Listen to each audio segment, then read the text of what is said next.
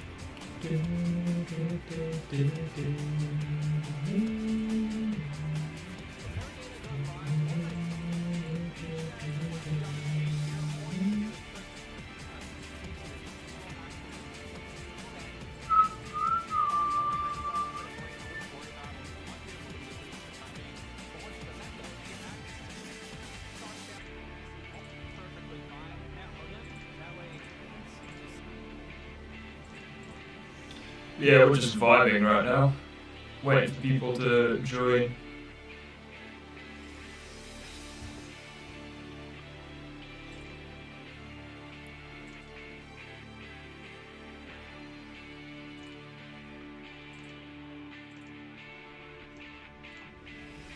If you have an echo. Wait, do I? Let me just test.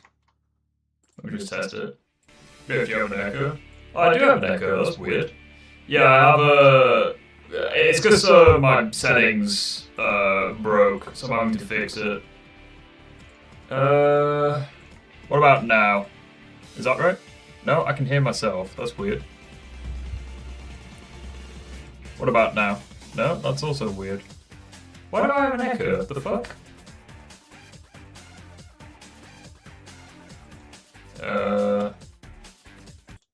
Maybe down?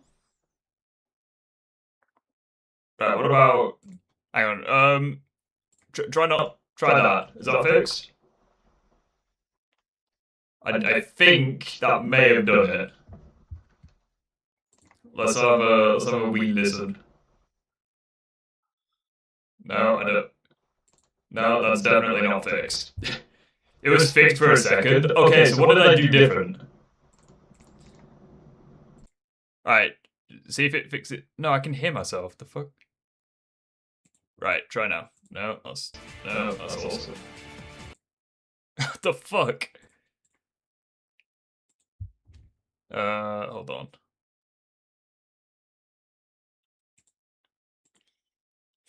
If you mess around with enough things, you can fix anything.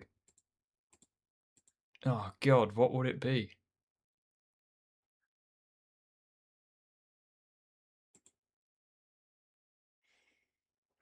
Yeah, I know I have an echo. Hang on. Right, so now I can't hear myself.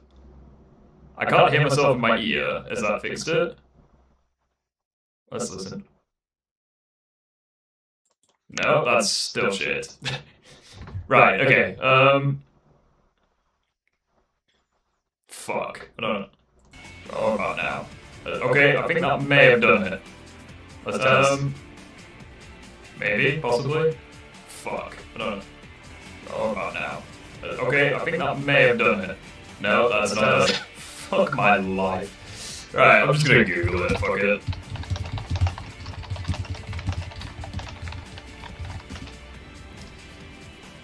Oh boy.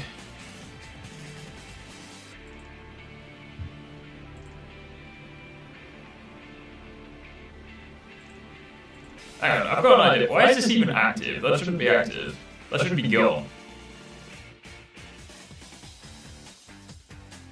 Right? That shouldn't be activated. Okay, I'm gonna mute that. I think that's done it. Let me just test. That shouldn't be activated. There we go. Okay, I'm gonna mute that. Okay, that's done it. I think that's done it. Let me just test. That shouldn't be activated. Right, there we go. Right. Do we have disagreements?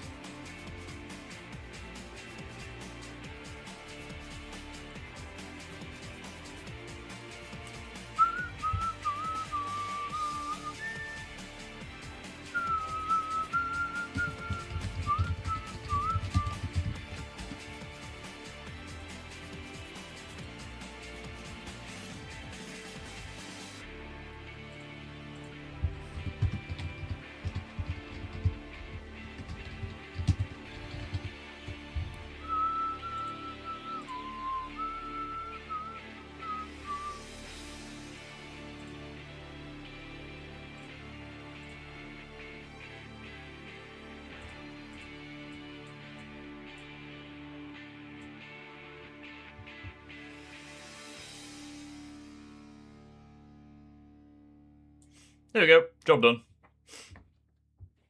How's everyone doing? How is Asif? Trade anytime with 24 hours. I am here, just waiting for a disagreement. Yeah, I'm hoping we get some pretty good ones, but you never know. A lot of the morons on the internet, they tend to not like show up, so we will find out. Well, you say they're morons, yet they don't pick a fight they know they can't win. Yeah, exactly. But anyway, just testing something.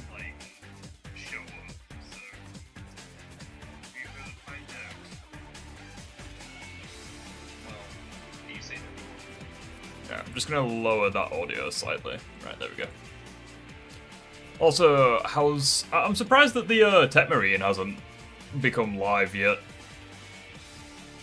I thought the Tech Marine was supposed to come out on the end of January. But he's not here.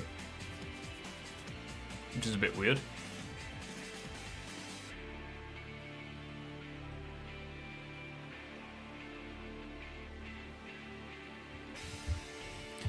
Anyone who wants to join Disagreement Day, get your ass in the stream, boy.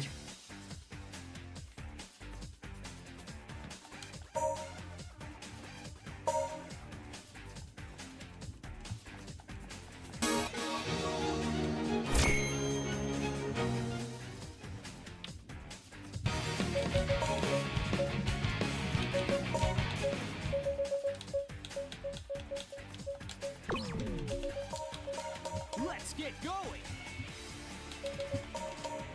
Let's get people in the game. Shadow, don't be late. You're talking to me? In the meantime, we'll be doing some PO6.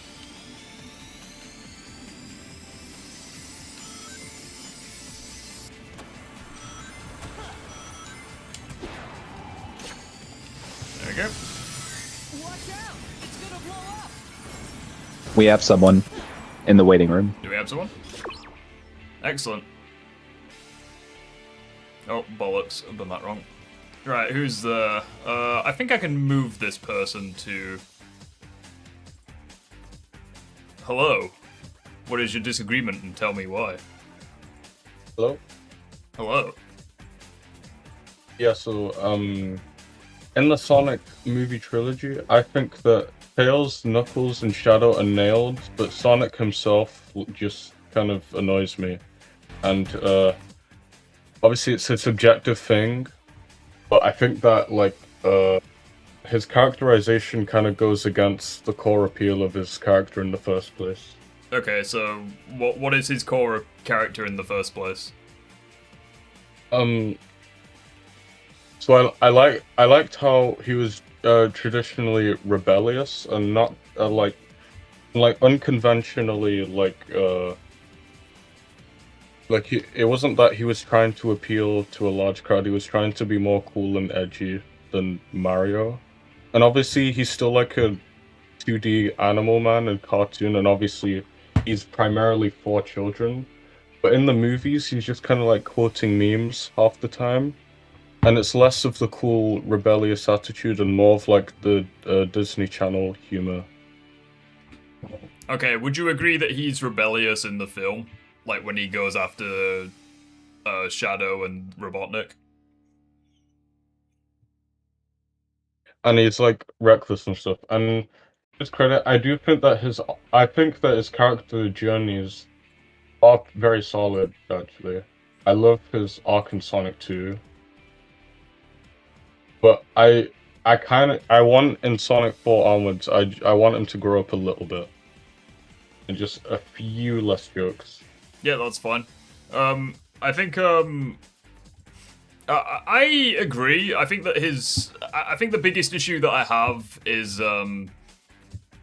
not necessarily the jokes that Sonic himself tells. I think that they're perfectly fine. I think that in like a modern day setting, a young teenager effectively like quoting quoting references, I think is fine. I think the problem is they don't balance humor with the more somber moments, like within the films. I think Sonic 3 is probably the worst example of that, where we go from the amazing moment where Super Sonic and Super Shadow work together to the two Robotniks spanking each other. Like, it just doesn't work. I kind of wish they let Live and Learn play out a little longer. Mm-hmm. It was Maria's guitar melody at the beginning, which was great, and then the short riff on the moon, and then it's cut, and then another awkward riff during the fight, and then again it's kind of cut off after 20 seconds. Well, like this might be a hot take, but I think that with the exception of the Sonic versus Shadow fight, I think that Sonic 3 has the worst final battle out of the 3 films. Because I think it was very much let down by the fact that they just beat up fodder and that's about it for the rest of the fight. I think it's very disappointing. Yeah, I can understand that. And it's like obviously I like Sonic 1's final battle more, because it actually feels like there's high stakes, like Sonic's racing across the planet, and then eventually he stops running and begins fighting, and he actually embraces his power, which I think is really cool. And then I think Sonic 2 possibly has the best final battle, because it's everything just hits the right notes for me. Definitely. I think that part of the appeal of why Sonic Adventure 2's final battle works better than Sonic 3 is because Shadow's death. Because obviously, canonically wise, Shadow survived, but the way it's presented and the actual stakes behind it and stuff, and it did feel like a very kind of last hurrah, very high stakes final gambit kind of battle. And I don't know if it would have ended the franchise, but it did feel like a big finale of a big era. And obviously Shadow was intended to be killed. Whereas in the movie, obviously there's not much they can do to really handle this, but there's just less stakes, obviously. They're creating a new franchise and they're gonna keep going bigger and bigger. Yeah, it's I'm very nervous for Sonic 4. Because I don't know how they're going to work it. I'm really afraid they'll fall into the same trap as the MCU, where they'll just keep going bigger and bigger. Bigger with all the superficial stuff, but losing the appeal of what made it successful in the first place. Well, it's at the end of the day, I feel... Also, Axiom, I'm fairly certain that person's Master M if you want to ban him. And my camera's gone out of focus. Bear with me 2 seconds. I love the idea of focus not actually focusing. It's pretty good, that. I don't know. I think Sonic, eventually they're gonna run out of shit to do, and I feel like after a while they'll just keep disappointing their fans. I'm gonna be completely honest, if you think Silver is gonna appear in Sonic 4, you're a fucking idiot. You're gonna be very disappointed. Yeah, they need the longevity. Silver is not appearing in Sonic 4. I would bet money on that. It's gonna be a similar adaptation to Sonic CD, I'm guessing. Possibly Heroes as well. But I don't know. It's I think the reason why Shadow worked was because it's kind of difficult to fuck up Shadow's lore. Because his backstory is basically the only lore he has. Because they're just so scared of giving him they're so scared of giving Shadow new shit to do. They just have to, give him... It's Maria over and over, his past trauma. Yeah, it's he has 2 games in the whole series, and they both have exactly the same plot, basically. And exactly the same villain. It's I appreciate 06 a lot because Maria's not mentioned once. It's just Shadow, and I think to this day, 06 is the best version of Shadow. But yeah, it's I think the reason why Sonic 3 worked with Shadow was because they were for the most part, pretty faithful to his lore. The only thing they really changed was Gerald, I think, because they kind of made him. Yeah. They made him less sympathetic, and they made him just like a full-on villain, which, I mean, you can debate whether that was a good or bad change, but I think with Shadow himself, it worked pretty well. But the issue that I have with Metal Sonic is, like, how are you gonna make him sympathetic? Like, because that seems to be a reoccurring thing within the films. They even make Eggman sympathetic, which is not the case in the games. The only time that Eggman's really been sympathetic is in Frontiers, but even then, they didn't fully commit to that. Yeah, I appreciated what they were going for in Frontiers, but it just didn't hit. Like, you know the cutscene where Sage reflects on Sonic's love for his friends, and she's like very jealous, and then like a genuinely laughable, like anime music video of Sage and Eggman with emotional music, where it's just like two cutscenes of them just stood idly talking, and it's like there was emotional music in the back. Like, I know what they were going for. But, they do have. They occasionally give Eggman moments of emotion, but for the most part, it's like very far between. And even then, with the Final Horizon, they kind of muted it with Sage surviving anyway. And I mean, well, this might be a hot take, but it's like I prefer the story of Retail Frontiers. I think Final Horizons makes the like Final Horizons has a load of cool shit. But as far as the story goes, I prefer the original game, because Sage actually, her arc feels more complete. But in Final Horizons, she doesn't really, like, I don't know. I feel like Sage sacrificing herself and seeing Eggman a little bit sad and depressed was much more of a impactful ending. But I guess, I don't know. I suppose it's kind of up in the air as to which ending is canon, since obviously Sage is present in Crossworlds, but, you know, she could have been present with either ending, because, you know, if she survives in Final Horizons, he brings her AI back online in the Retail game, so, like, either one of them could be canon. According to Flynn, both of them are canon, it just really depends on which ending you like more. So it's up to the players, because that's definitely how things work. Yeah. So they're just going with like a soft canon. Hey, 06 is canon, whether you want it to or not. It's entirely up to you. Yeah. Well. Yeah, that's the power of headcanon is a powerful thing. Yeah, the power of headcanon. May I share a concern I have with Paramount Metal Sonic? Okay. Introducing him with clones already obviously means that for the movie, to increase the stakes, we are getting Neo Metal or Super Metal or whatever, Hyper Metal, whatever, you know, is, you know, an upgraded metal, like not base metal, right? Mm-hmm.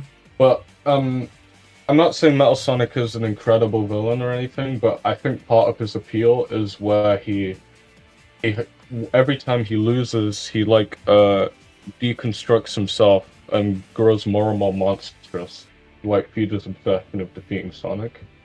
But I think it's important to have a first outing with that base form first. I think I think you're right. I think the biggest issue that a lot of people have that I've seen is I think they're scared that they're gonna make Amy too overpowered, because obviously in the pre-credits scene, or the post-credits scene rather, Sonic basically did fuck all, and then Amy came in and just bullied all the Metal Sonics. So I feel like the anti-woke crowd are gonna be very skeptical about the film. You know, I feel. I don't know. Like, a reoccurring criticism that I've seen with the films is that Sonic seems too weak. Like, he doesn't really win many fights by himself. And to an extent, I can agree with that. But then again, like, I feel like the lore is completely different in the films. Yeah. The thing with Amy is that I think they're gonna go for a I don't know, kind of Aang and Katara dynamic, where one of them is older and wiser, and the younger boy has like the crush on like the woman, and then eventually they grow to like mutually love each other. So Yeah, it'll be a bit that could different. work. Whereas maybe it'll be a thing where it's like Aang is like the Avatar and he's like actually super powerful, and like Sonic's actually stronger than Amy, but she's just, I don't know, more dominant one in the relationship. But I don't know. Do we have any more disagreements? Because I think we pretty much agree that movie Sonic's humor isn't that good. The only thing is that I just, obviously the Sonic OVA exists, but I just wish we could have gotten like base metal for one movie, because it doesn't matter how like powerful metal gets or like how many neo metal super ult gets. The strongest metal to me is Hyper Metal Sonic from that OVA. Like just his base form just being a menace for like 1 hour straight. Yeah. I wish we could have gotten that, and then maybe neo metal in the future. Yeah, that could have been quite cool. Yeah. Sweet. I mean, yeah, thank you for having me. Yeah, no worries, dude. It's been good having you. I'm Take care. I'm gonna dip now. Yep, take care, buddy. And we will get some more people in. In the meantime, doing some Project 06. Okay, so I had a disagreement too. Ooh, what is it? It's about Frontiers' story. Oh, and fuck me. Alright, we're going here. Well, it's really good. So you said earlier that one of your critiques of the story is that it's underdeveloped. What do you mean when you say that? Like, what's underdeveloped about the story? Well, when I say it's underdeveloped, it's mainly like I feel like they try to do quite a lot of things at once, but it like nothing really feels overly fleshed out. So, like, to give a few examples, it's like they try giving like lore for the ancients and lore for like certain islands, and they try like link it back to the Echidna tribe, especially in Ares Island with Knuckles. You get moments where that happens, and it comes across as forced. It comes across as they're just trying to pretend that this shit was canon the entire time, even though like the only time you really learn about it is Ares Island, and then it's basically forgotten for the rest of the game, minus Final Horizons. It comes, I don't know, it comes across as like each island they try. Like, the story doesn't feel like one big narrative. It feels as though every island, they are trying to, like, cater to one specific character. So, for example, like, Kronos Island, they try giving more depth to Amy. Ares Island, they basically try to develop Knuckles. Chaos Island, they fix Tails because of how they fucked him up in recent games. And it's like, none of it really feels, like, coherent. It just feels like you're going to an island, doing what's on that island, and then moving on. But it's like, outside of the brief moments after each Titan fight, where Sonic kind of gets like a 3-second flashback of, you know, the pilots of the Titans in their final moments. It's like, the story just kind of, like, you could be forgiven for forgetting that the story is even there at all. Because it doesn't it kind of feels like a load of little things are existing, but they don't feel like they're connected, in a sense. Yeah, so I disagree. I think when you look at I think the overall story of Frontiers is a story about how love and, you know, like friendship overcomes like fate and like determinism, right? And I think the way the story portrays this is through each character, right? So Amy, Tails, and Knuckles all have like this like character set, right? So like Amy is supposed to chase after Sonic, Tails is Sonic's sidekick, and Knuckles is supposed to stay and guard the Master Emerald. Each of the stories on the island are supposed to portray them growing from this determined narrative for them and wanting something else. So Amy, instead of chasing Sonic, she wants to leave and go share her love with the world, right? With Tails, he doesn't want to be Sonic's sidekick anymore. He wants to grow and become independent, and Knuckles wants to explore the world like Sonic. These are all very different from their core character traits, and this is supposed to represent them moving on past this determined character that they have and becoming something new. Okay, so the issue I have with that is basically every single one of those things has already happened. Starting with Amy, she doesn't fawn over Sonic the entire time. She does... I mean, Amy's probably the worst example, because, yeah, she does spend a lot of time fawning over him. But it's like, even in Sonic Forces, they tried doing something with this, where, like, instead of fawning over Sonic, she's, like, actually putting her skills to good use to benefit the world. With Tails, we saw this shit back in Adventure 1, where he grew out of the sidekick role, and they just forgot that. So they basically assassinated Tails' character only to then try telling the same story with him, but it's done way worse, since Tails basically does fuck all in Frontiers, outside of a couple of moments that aren't even exclusive to him. And then with Knuckles, we see consistently in the series he is willing to abandon the Master Emerald. We see it in 06, which is probably the biggest example. It's like he is willing to... Like, the Master Emerald isn't mentioned at all in 06, and yet Knuckles is just chilling regardless. So it's like, all of these, destinations that they're trying to take the characters, it just doesn't work when you look at the rest of the franchise. It's like, I think Amy is the best example, because, like, she's kind of one note. And then Tails is the worst example, because they're just blatantly treading on development he had, like, 20 years ago. Yeah, so I think the point is that the story is trying to get these characters to these destinations without having them revert, right? So even with Tails, right? Tails does, he fights Eggman in SA1, but he reverts back to that sidekick role. And the story is trying to frame this as not just like a temporary change, but a permanent change for the characters. Well, yeah, but the problem is that we already had that. Like, we When had was that in the- Adventure 1, and Well- Tails was no longer a sidekick in Adventure 2, for example. Yeah, but he reverted back. Just and same Yes, with and Knuckles that's and same with shit Amy. writing. But the point I'm making is, like, they're basically giving Tails the arc he already had, but they're doing it worse in Frontiers.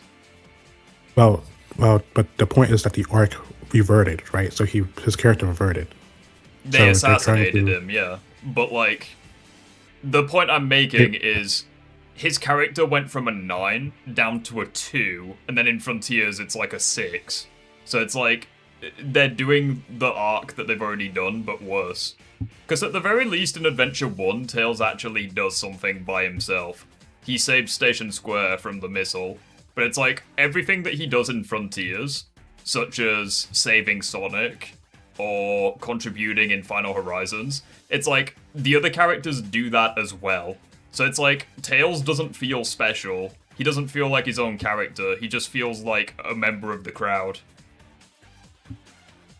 No, actually, I disagree because Tails, specifically in Frontiers, is what's the word? I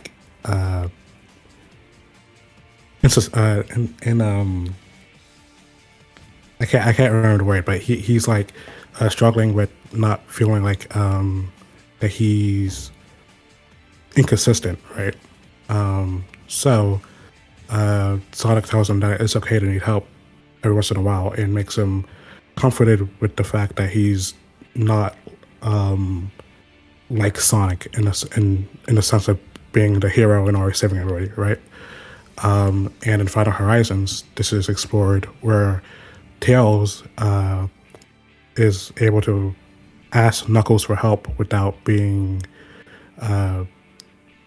like weirded out by it. He's able to ask for help, which is his character arc in Frontiers. He's him Well, understanding again, that it's okay to ask for the help. the whole point is like I understand what they're trying to do with him in Frontiers. The problem is that it just doesn't work when you factor in like the rest of the series. It's like Tails. It's like Tails shouldn't need to ask his friend that he's had for like years. Like he shouldn't need to feel the need. Like he shouldn't feel like insecure about help asking Knuckles for help. Like if it was Shadow, I'd understand, but it's like Tails has worked with Knuckles for fucking ages. It's like I don't buy it. It feels as though they're just. It feels like they're trying to fix the writing of previous games, but it just feels shit. Yeah. Well, that's what they are fixing the writing of previous games because. Well, no, Yeah, but the issue with that, Sora, is they're not like. Fuck my life. Hang on. Bankai with the $50 in chat. Jesus Christ. The time of reckoning has come. With this donation, Rift must play Suicide Squad Kill the Justice League. If he finishes the game, he will receive another $50 donation. Oh, kill me. Thank you very much for the $50 though. It really means a lot. Well, chat, I guess I know what we're doing this week. Oh, Jesus Christ. What was I saying? Oh yeah. But yeah. The issue that I have with Tails' like arc in Frontiers is that like everything he does in the game, like doesn't really feel special for him. It's like so they basically don't fix him because it's because it's like if we look at everything he does in Frontiers, it's like okay. He sacrifices himself to revive Sonic. It's like Amy and Knuckles also do that. It's like, okay, he gets the Chaos Emeralds in Final Horizons. Knuckles and Amy also does that. It's like, okay, he contributes to reinforcing the shield. It's like Amy, Knuckles, and Sage do that. So it's like, he just feel like they try going for this arc that Tails is becoming his own character. But it comes across that he's just the same as Knuckles and Amy, but without the shit that they have. So Tails, which makes Tails easily the worst of the characters in Frontiers, because he just has nothing going for him. Well, Tails has everything going for him. He's fast like Sonic. So are Tails. So are Amy and Knuckles. Knuckles is not fast like Sonic. Knuckles is slow. Knuckles isn't slow. Knuckles is slow. He's a contrast to Sonic. So, like if you I think in 06 even, Sonic is compared to the wind, while Knuckles is compared to like a mountain who stays in its place, right? Amy is like fast like Sonic too, but Tails is fast like Sonic. He's smart like Eggman, and he can fly. Like the entire point of like their the character interaction between Sonic and Tails is that Tails, you have a lot of things going for you, and it's okay to ask for help and not save everyone all the time, right? He doesn't have to be like Sonic, and the point of when all this is over, Tails will go explore this new part of himself, and become more repentant. That's the end point, right? Okay. So that's Tails's Okay, so that's his goal, but he hasn't realized his goal yet. Even by the end of Frontiers, he hasn't realized it yet.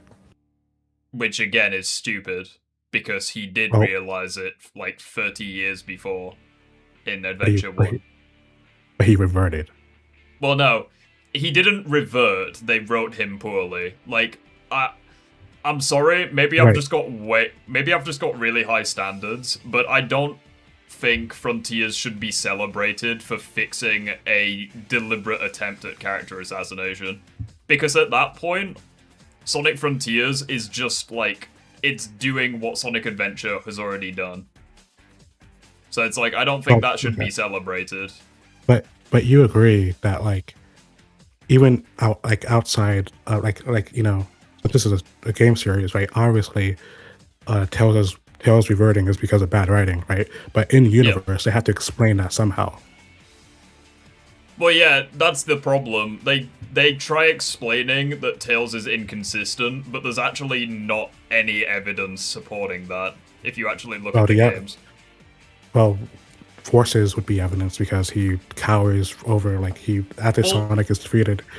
Yeah. Well, Forces is probably the one exception I'd be willing to defend, because at the very least with that game, you have the excuse that he believed that Sonic had died.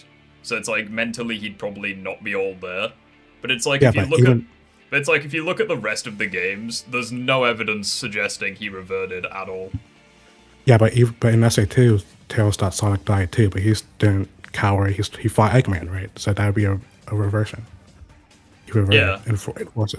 But again, it's like the whole point I'm making is that I don't think Frontiers should be celebrated for fixing character assassination, because if you look at like Amy and Knuckles, it's like the game actually tried developing them. If you look at Sage, they tried developing her. But it's like with Tails, all they do is fix him. And they don't even fix him. All they do is promise that he'll be fixed in the future. That's basically all the game does. Like, Sonic, reassures Tails, and that is the end of it. Like, there's no proof in the game from that point forward that Tails will actually change. It's basically just the writers being like, oh, trust us. Well, there's no, but these are, that doesn't really make sense as a critique, because Knuckles doesn't, in the game, he doesn't go out adventuring like Sonic, right? And same with Amy, she doesn't go spread her love around the world yet. Those are all future goals that realize that they want. The thing with Knuckles, which is why I think with Amy and Knuckles, they're probably the best examples, is because, like, Knuckles actually voices his desire to explore the world, which already makes fuck all sense because he's done that loads in previous games. But it's like, at the very least, him and Sonic actually have, like, communications about their ideology. So it's like Knuckles listens to Sonic and he actually is like, yeah, maybe I will do that. But it's like, the difference with Knuckles is he is saying, maybe I will explore the world. Maybe I will. But it's like with Tails, they're basically like, oh yeah, maybe he'll be better written in future games. It's like, to me, they're not the same. Because at the very least with Knuckles, they didn't fuck him up. But it's like, with Tails, they did, and now they're trying to fix it. Yeah, but you have to explain, in universe, the regression somehow. Like, do you don't think Frontiers did that well? No, not really. Because Tails basically says to the audience, Tails basically says to the audience the equivalent of, the writers fucked up and wrote me to be inconsistent. Like, they didn't give a valid they could have actually looked at Forces and been like, yeah, I was plagued with guilt. Or, like, I wasn't at my best, or something like that. But the way that Tails phrases it, I think, is pathetic. I forget how because all he says is, then I'm wildly inconsistent, but Tails isn't inconsistent, it's just Forces that fucked him up. It's like, consistently, he's actually pretty goated. Like in Adventure 2, when he believes Sonic died, and he 1v1s Eggman and wins. Then in, like, Sonic 06, it's like Sonic dies and reality is ending, yet Tails gets off his ass and, like assists the others in finding the Chaos Emeralds. Yeah, I mean, I agree. I just think, I don't disagree with those parts of your critique, right? I think Frontiers is trying to explain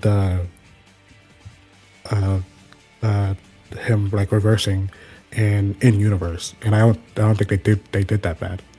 But we can move on from Tails. I mean, yeah, that's fine. What next? Okay, so you done said that the lore of the ancients offers nothing. What does that mean? It basically offers nothing, yeah, because outside of a few cutscenes, Like, it's not really all that important. I think Final Horizons tried making it more important, but I don't know. Like, they could have basically... Like, as far as I'm concerned, you could have removed almost all of the lore of the Ancients from the game and not much would have been lost. Like, Sonic would have still had to defeat the Titans. Like, the End would have still escaped. Sonic and Sage would have likely still teamed up to stop the End. It's a big point of the theme of the story is that, you know, everything is going to end in death, right? You know, that everything is going to fail, like all the characters are going to die, right? And the Ancients are used as part of this, as like the main driving force of this narrative. Like, look at what happened to the Ancients, look at the civilization. That's like the proof that everything isn't going to work out, right? So that's a huge part of the story, driven by just the Ancients being destroyed. In what regard? So they basically tell us something that we already know, that nothing lasts forever. Like, Black Knight taught us that lesson. Well, the story isn't that nothing lasts forever. It's that that like your struggles are meaningless, right? Because like Sonic is like trying to fight hard to save his friends, right? But Sage is like, no, it's useless. All this is useless. You are going to die in the end, right? The Ancients are supposed to be like proof of that synopsis. That look at what happened to this ancient civilization that had way more technology than Eggman. They couldn't even defeat this threat. So why is Sonic trying? Okay. If anything, I think that raises more problems, because Sage of all characters shouldn't think that. Why shouldn't she think that? Because what does she do at the end of the game? She takes control of one of the Titans and goes to stop the End alongside Sonic. Yeah, because that's part of her character arc. She changes throughout the story. If you want to call it change. Well, yeah, she goes from not thinking that hope is useless and meaningless to wanting to help Sonic fight the End, even though she thinks it's useless. I think the problem with Sage's arc is, this is something that I think Jay's reviews nailed, was the fact that there really aren't that many factors that play into Sage's growth, and it has to be spread across like a 10-hour game. So it's like because it's like, if you look at if you look at the first two islands, it's like Sage basically doesn't change. Like, she's just a dick to Sonic. She has like a moment of hesitation when he stops Knuckles from attacking her, but like that's about it. And then in Chaos Island, but it's like, isn't Chaos Island the one where she actually wants Sonic to work alongside Eggman? Or is that... Yes. Yeah. So it's like, at that point, she kind of... It's almost like Whiplash, how quickly she actually changes, just from watching a cutscene with Sonic and Tails. Yeah. But it's like, even in Rhea Island, where she kind of like learns about Sonic's perspective and his mentality and shit, it's like, I don't know, like, it just doesn't feel right. And then in Orenos Island, she's perfectly chill now. It feels like there's, like, the game's too long and there's not enough development for her. Yeah, so there's actually lots of things, because like for this conversation I went through all of Frontiers, like all the cutscenes, right? Yeah, I spent my entire day on this, jeez Louise. But so what you see with Sage is like, especially on like the second island, she's learning like more about Sonic and how he doesn't give up, even though she still sees all this as useless, right? And by the end of like the second island, she starts to feel a bit of empathy towards him. Even Eggman praises Sonic, and while like he's trapped in cyberspace, that also contributes to her growing respect for Sonic, right? And then in Chaos Island, we see that plot point just accelerated. We see how she talks with Tails about how if he thinks that if he trusts Sonic with his life and etc. Right. So I think the build up to Chaos Island is pretty good. Yeah, I think she could have been much better developed. I just don't feel anything with Sage's character, especially since now in future games she's probably just gonna get reverted back to her OG personality. Why do you think that? Because I don't think it would make much sense for her to work alongside the heroes, only for her to then go back to being a villain, like alongside Eggman. Well, okay, so her story isn't that she becomes a hero. Her story is that she loves Eggman and she wants to protect Eggman, right? So working with Sonic was the only way that could be accomplished. Well, no, right? but like she actually grows to respect Sonic and grows to like admire his ideology, and she begins to like understand it. But it's like I feel like they're basically just gonna shit on that in future games, where right, she's basically just gonna be like her Kronos Island self, where she's like, no, fuck you, I'm better. Right, but even Eggman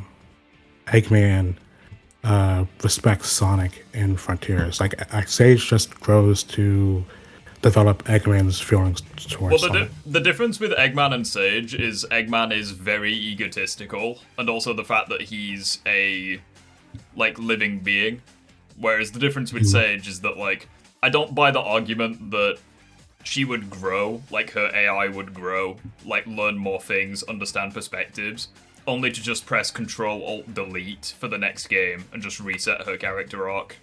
Like, that doesn't make any sense to me. Well, what do you think her character arc is? Well, her character arc is that she actually I think it would make no sense in future games if she was to just shit on the heroes, because it's like she would like understand their perspective. It's like I don't even think she would want to necessarily like kill Sonic in future games, considering she's gone through like at the very like she doesn't have to care for Sonic, but she would know that he's like a valuable asset, or at the very least like he saved Eggman before. They both teamed up and stopped greater threats. She witnessed that for herself in Frontiers. Like I don't know, I feel like how they would do her personality with in future games wouldn't work without risk of character assassinating her. I mean again, her primary goal is to protect Eggman. Yeah, and I don't think that's justification for like getting rid of all that information she learned. Yeah, but she works with Sonic because Sonic is the only one who can save Eggman.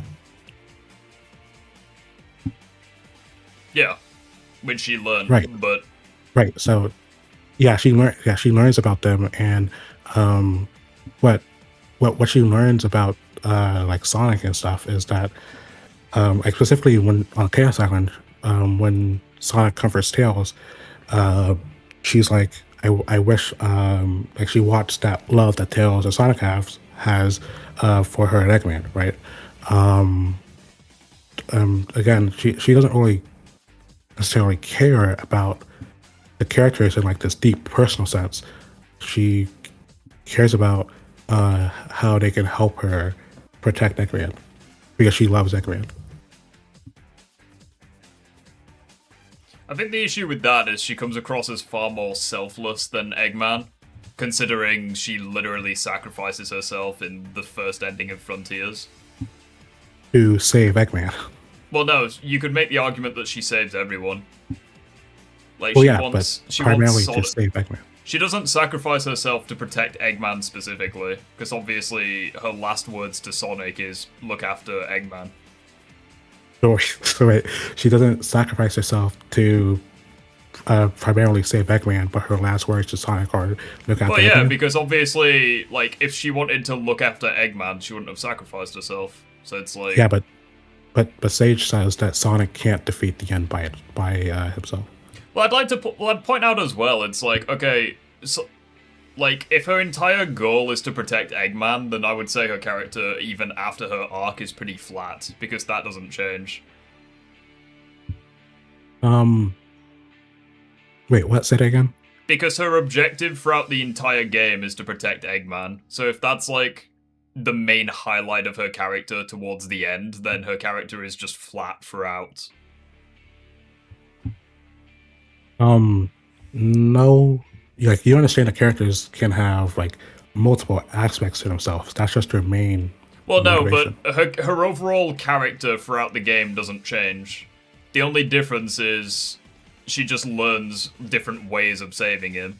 It's like I don't think that's necessarily good character. No, because she also wants to like build this like to have this familial bond with Eggman as well. That's also a change. Well, no, but she wanted that from the start. I disagree. Because in Kronos Island, Yeah, she yeah. tells Eggman about how Sonic got his ass kicked by Giganta, and like they have like a moment, and Eggman's like, "Oh, good work, Sage," and this is before her character arc. It's like you can tell that she's Yeah. touched by that. Yeah, but that would be part of but character arcs. But her character arc would have started there, no? Because that would be part of her like growing into like this wanting of a familial bond. Well, yeah, but the issue with that is that takes place before Chaos Island. So from her perspective, it's like, okay, she wants a bond with Eggman. She looks at Tails and listens to his conversation. It's like, okay, she now wants a bond with Eggman. It's like, No, realistically, I- she just doesn't change throughout the story. what I mean when I say that is that she like wants it. That like that's like a when I say that is what she means is that it's a relationship that's not built off like genetics, but by like based off of love. So that's the like relationship Yeah, that she's talking about. Yeah, she basically wants that throughout the story. And I mean, and we see that she gets it, no? Like even if you read the egg memos, right? You see Eggman constantly like humanizing Sage to the point that he thinks that she is his daughter. But yeah, like that's the point I'm making, because the two consistents with her character throughout is she wants like a bond with Eggman, and she wants to protect Eggman. It's like those are basically the same throughout the entire game. So it comes across as very like, it's like I don't buy the argument that she would need an entire character arc to sacrifice herself for Eggman. That seems like something she would do at the start of the game. Well, the character arc isn't that.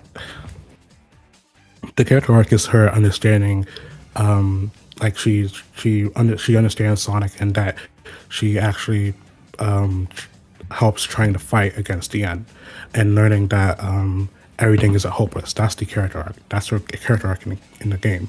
All these other things are just things that contribute to that main character arc.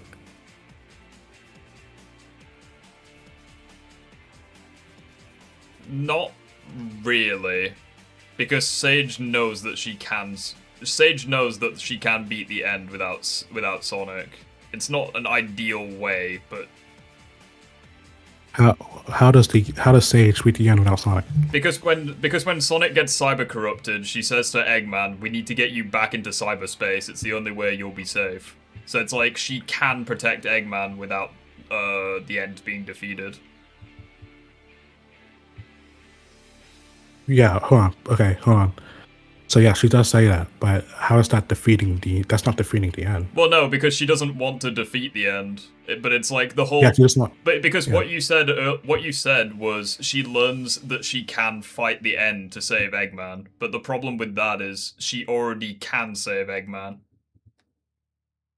Yeah, but that requires him to stay in cyberspace, but he left cyberspace. Well, yeah, but she doesn't give a fuck. Like he'd be safe.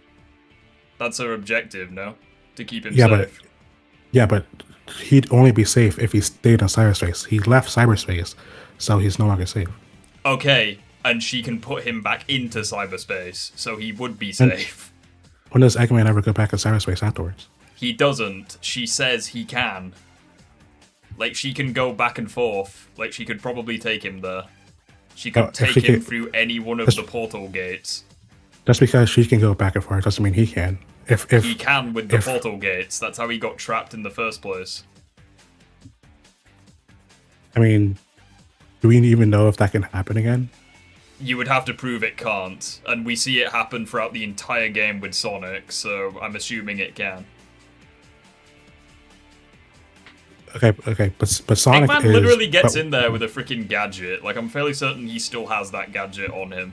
Like, he could be safe in cyberspace. Yeah, but okay, so Sonic, when he goes goes in and out of cyberspace, that's like described as like, I can't believe that he's able to go in and out of cyberspace.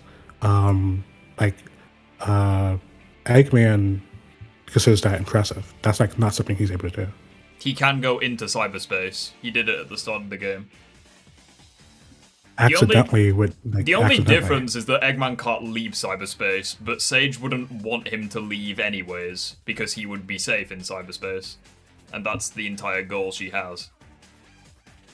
But anyway, that would require I'd also Eggman point to out walk a in glaring cyberspace. issue with Sage's character. So everything that we're talking about takes place at the end of Rhea Island. So it's like, at this point, Sage should already have the mentality that she can stop the end with Sonic, because she would have learned from Tails, she would have looked at Sonic's mentality. But it's like, even at that point, she's like, no, we can't stop the end. We just need to get your ass back in cyberspace. It's only after they Deus Ex Machina and revive Sonic that she's like, oh, okay, yeah, cool. Let's not get you in cyberspace anymore, let's fight the end. It comes out of nowhere. It's like, even after all of this character development, she still doesn't think she can stop the end with Sonic's help. She's like, okay, we need to get your ass back in cyberspace. And then Sonic magically comes back to life and suddenly she changes. Like, it's terrible. I agree. Well, I don't really agree that it's Deus Ex Machina. Well, it's Deus Ex Machina in a sense, but... Well, it literally is, because they never established that you can do that. So, if something is Deus Ex Machina, if it's not established that something can happen. Well, no, a Deus Ex Machina is when the writer writes themselves into a corner and has to make shit up to, like, get back. So it's like... Hold on. So Sonic is able to absorb the cyberspace energy into himself. Yes, Sonic can do it. Why can't Sonic do it? Because he's Sonic. Like, I don't know. The game doesn't so give they a could just do reason for everything. it. Right, and so these guys can save Sonic just because they can, right? Because power of friendship, yes. Yes, but yeah, and that's the main theme of the game anyway. That's part of the Well, the no, story. if that's the case, I think it's very fucking convenient that the power of friendship can affect cyber matter, or, like, cyber corruption.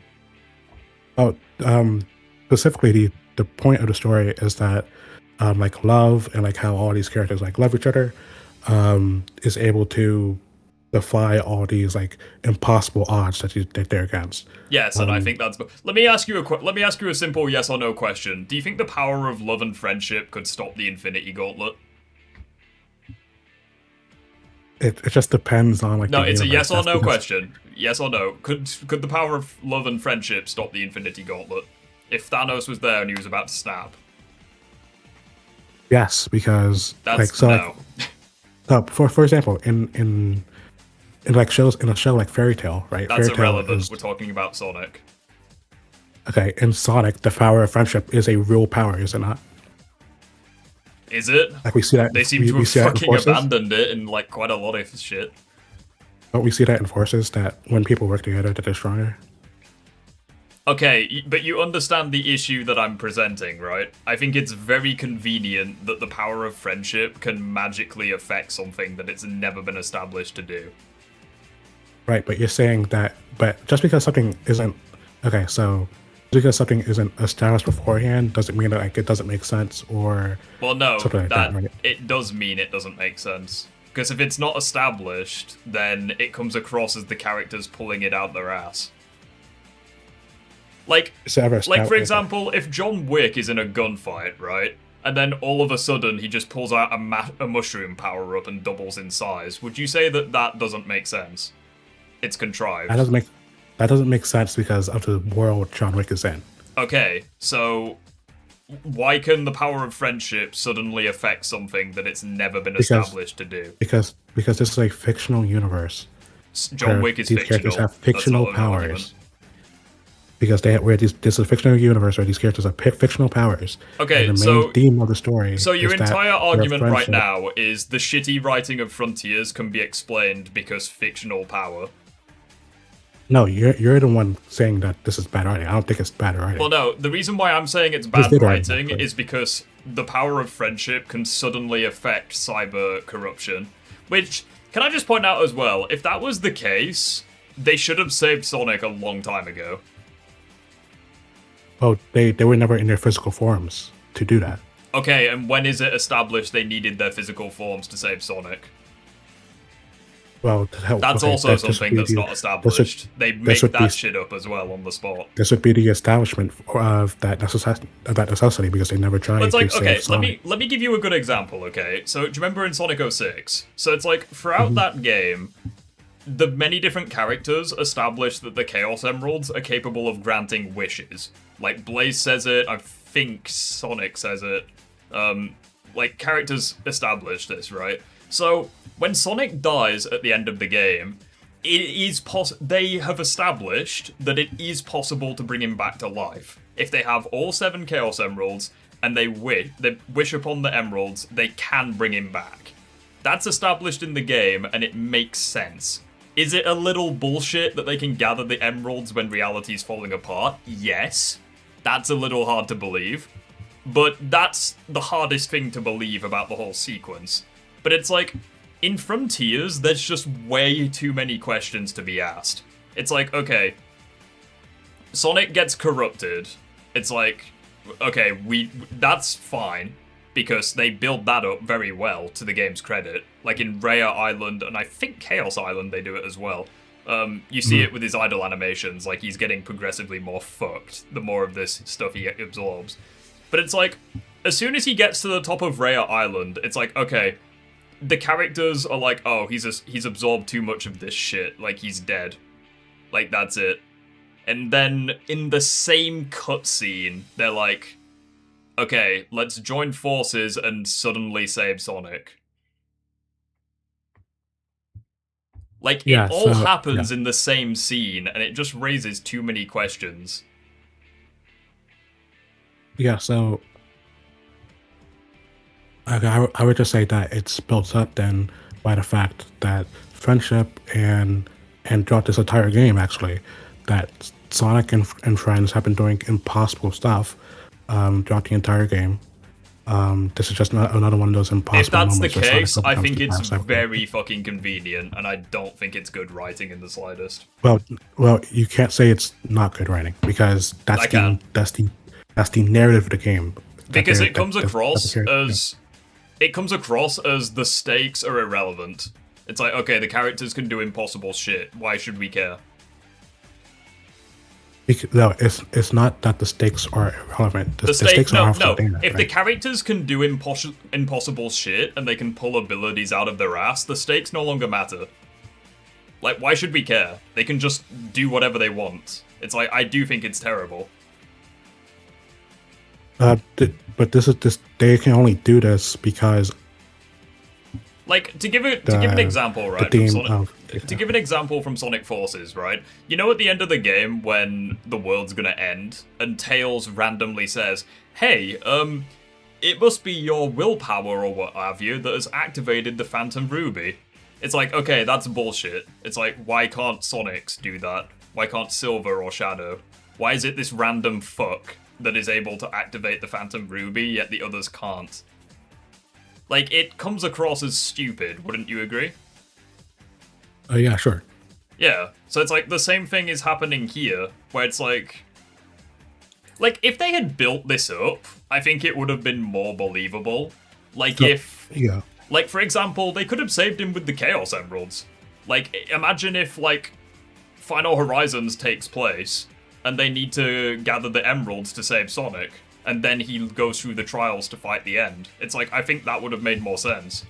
Because at the very least, the Chaos Emeralds can revive people. Like, that has been proven to be true in the series. I think that would have made the scene better, rather than... Well, I actually agree. Even Ian Flynn actually says that the Chaos Emeralds can cure cyber corruption. Yeah, I think... Because, like, the problem with that is... it would have actually still fit with the idea of friendship mattering, like love and friendship, because at the end of the day, it's like, the emeralds can only get you so far, like, you still have to make the wish. Like, everyone had to be there to revive Sonic in 06. So it's like, I think it would have worked with the game perfectly, especially if Eggman and Sage were to contribute to that. But again, I don't know, like...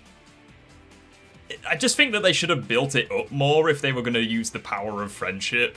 Because it all just... Because, like, Sonic dies and he comes back to life in the same scene. Like... Yeah, so, yeah, Sorry, yeah, you can finish. No, it's fine. I was just going to say, if they were going to kill Sonic and revive him, I think they should have definitely built it up more. Yeah, so what I would have liked... I think I agree. So...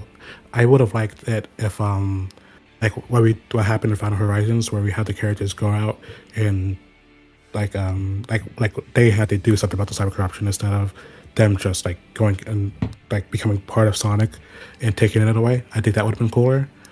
And then that would have gave us more use for like Rhea Island, right? But I don't think that means that what we had was actually bad. I don't think.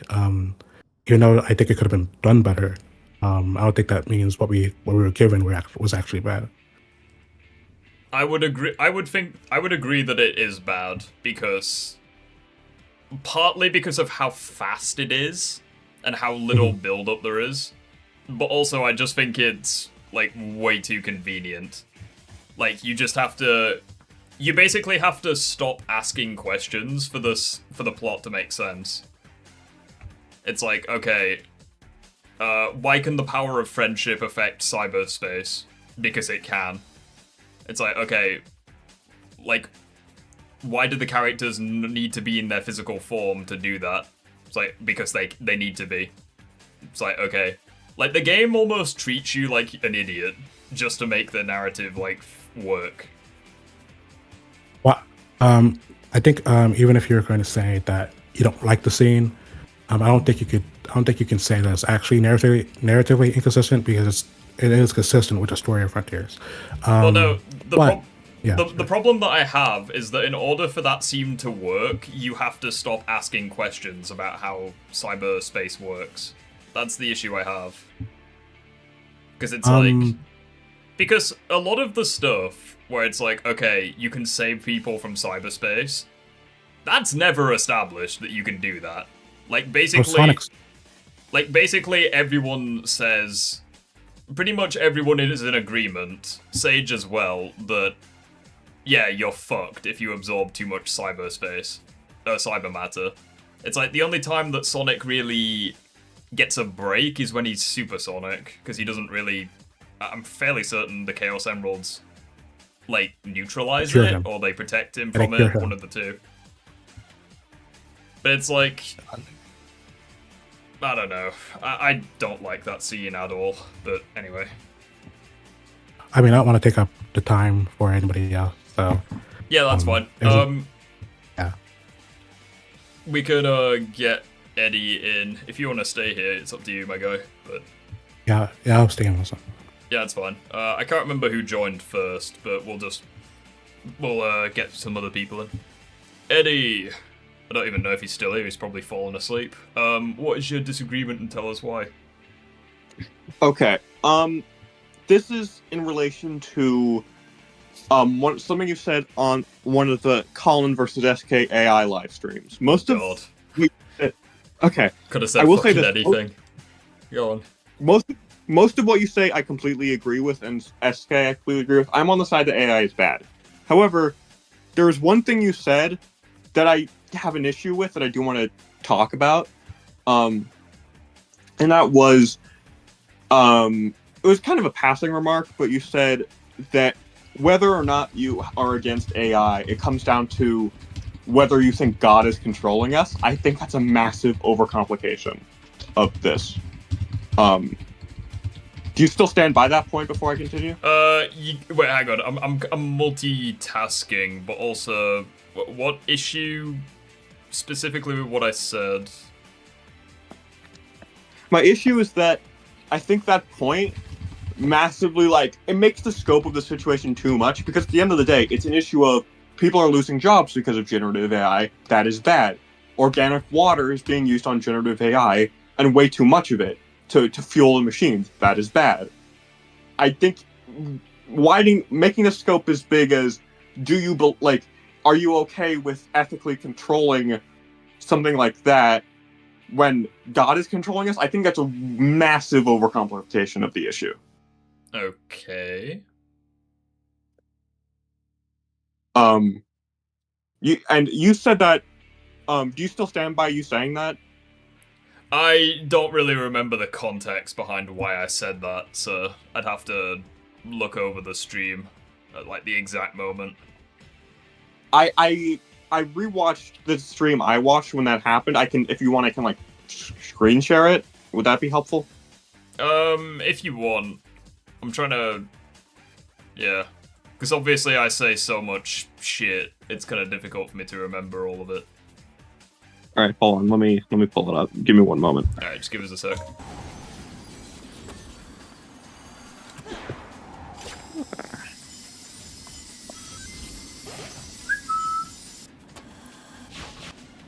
Okay, I have the clip up right here. Okay. I'm gonna screen share it. How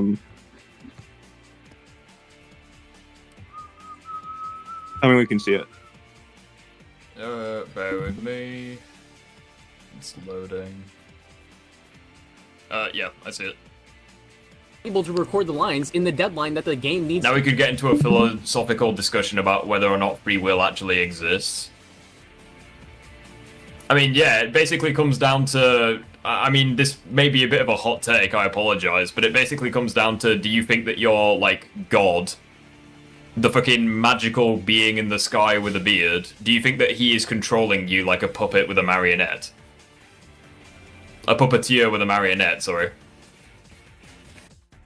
Yeah, that was the point I'm responding to. I agree with most of what you said. I agree with basically everything SK said.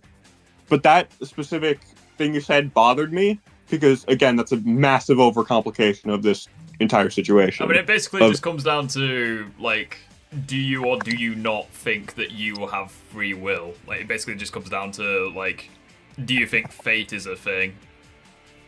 I was probably... What was the comment that I was responding to? Because it sounds like I was responding to someone.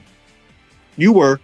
And it was you saying, it was someone saying, do you think it comes, or was it, it comes down to whether you think you have free will. That's the comment you were responding to. And here's my thing. And I apologize if I should preface this by saying, if what I'm saying delves a little too much into wider religion, you can feel free to stop me. I'll try to avoid that. Because I don't want to make that about that.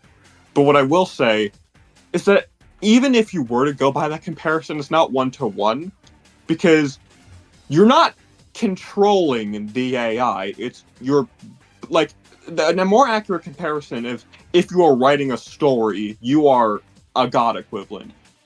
Generative AI is not exactly that either. It's not a one-to-one comparison anyway. Well, the thing is, was I referring to AI specifically, or was I just referring to something that someone had said? It was about the AI topic. What part? Like, the person, was saying, like, oh, you're controlling an AI, you're controlling generative AI, we're using generative AI to create things. And they were bringing that as a comparison of, oh, God created us in the same way. And you replied by like, oh, that's what it comes down to. And I disagreed with that, that's why I'm here. Was I referring to... I have no idea what this was going... I have no idea. Like, this is... If you want, I can dip, and we don't have to, like, talk about it. But if you're like, really I'm so confused, because I'm almost certain I didn't compare God and free will to AI. Okay. I feel like some context is missing here. That's possible. If you want, I can like dip. If you're not really, if you don't stand by that, I'll just dip. Well, it's difficult for me to know what I'm standing by because I just don't think I said that. Like, I'm fairly certain we were just talking about religion in the chat.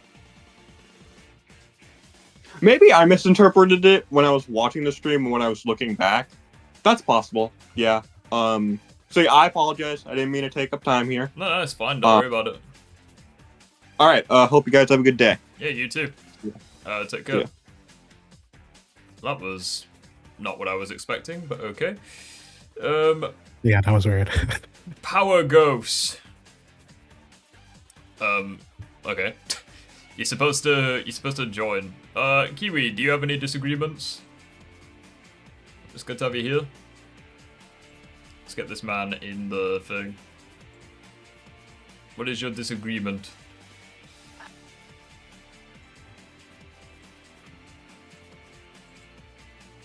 I can't hear you. I can't hear you.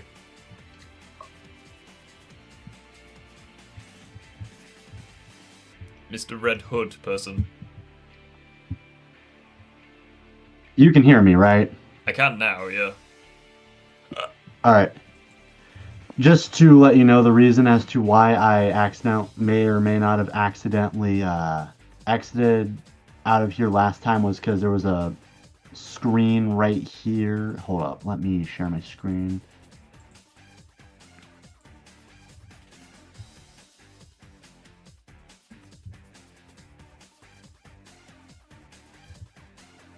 You can see what I'm showing, right? Yeah, you're streaming. You're streaming the Discord server, yeah. Yeah, this screen showed up. I clicked join voice. I assume that meant join into the disagreement day, and I clicked join voice. I just bring you in whenever I'm done with the other person. That's something that you can do. All right, I'm gonna try to ignore the join voice thing. It's all good. All right. My disagreement is in regards to Sonic Adventure 2, its story. Do you still have the same opinion on the story that you did a while ago? Well, that I think the story in Adventure 2 is, like, pretty underwhelming. Yes? I think there are parts of it that don't make sense, yeah. Alright, I too have some problems with the story, but let's first start with your own problems, since this is your stream and all. Let's go by step, one by one. Yeah, what's the first one? Alright, so I guess the first issue I have with the story, and this is more of a issue with the franchise as a whole, but it started with Adventure 2, so it's something I'm gonna mention, is I think it's really stupid that Adventure 2 makes everyone like basically everyone in Adventure 2 forgets that Sonic is not Shadow. Like suddenly everyone is just miraculously blind when it comes to working out between Sonic and Shadow. Oh, you're talking about the shadow framing Sonic thing. In this game I can actually explain like each part as to why that kind of happened? Well, no, it's not so much. It's not so much Shadow framing Sonic. It's more so the fact that Eggman is literally looking at Shadow in their first cutscene, and he somehow thinks it's Sonic. I actually do have a defense for that. In that scene, it was primarily because of bad lighting and like Shadow being covered up in smoke. So as a result, Eggman kind of mistook Shadow for Sonic there. But then, like, when he got a better look at Shadow, he corrected his mistake there. I think the other issue is, and this is an example which I think is pretty indefensible, when Amy manages to fucking mistake Shadow for Sonic, and it's broad daylight, and she runs up to him. This part I can actually kind of, or well, I can make an attempt at a response. That point, she was kind of all on her own on the island, and a bit confused or something like that. And because of that, she just jumped to the first familiar figure. This part, I will bring up my own problem with that part is, how did she get on that island to begin with? Like, that's but what yeah, I was how did more she? concerned Also, with. I'm fairly certain if we look at the. Hang on, I'm just curious. So, 2 cutscenes. Where is it? Where is it?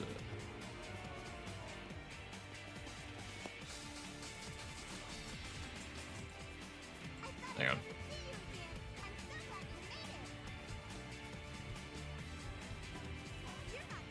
Yeah, so the funny I've just realized, yeah.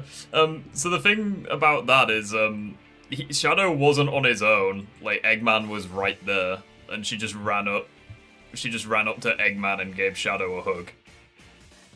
To be fair, this is more so like real life experiences I had. Sometimes I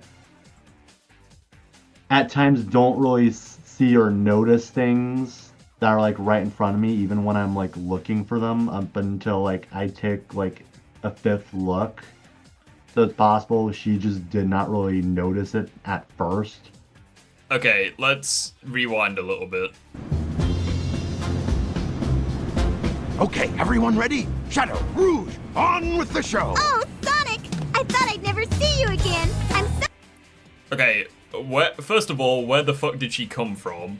And secondly, if we're to assume that she ran across the entire carrier to get to Shadow, she would have definitely noticed Shadow, Rouge, and Eggman. I agree that it's a bit of a mistake in the writing for her to just suddenly appear there, especially when she has no explanation. Again, that's a problem I also have with the game. Like I said, she just kind of jumped to the first familiar figure she saw when she was just all on her own on that island, having no idea where to go next, and just jumped to the first familiar figure she saw. Well, the first familiar figure she'd see would be Eggman. What's that? Is that you, Sonic? Also, I'd like to. Also, can I show you this? Hang on. We were talking about the Shadow example, right? Mm-hmm. Please explain to me where there is any smoke or dimly lit structure in this scene. I mean, it was... Hold up. Are you sharing your screen? I'm sharing the screen, yeah. In the Discord server? Yeah. Because all I see right now is still the Disagreement Day waiting. No one is currently in join voice screen right there. Okay, check again. Like, go on my name and go on the live. Can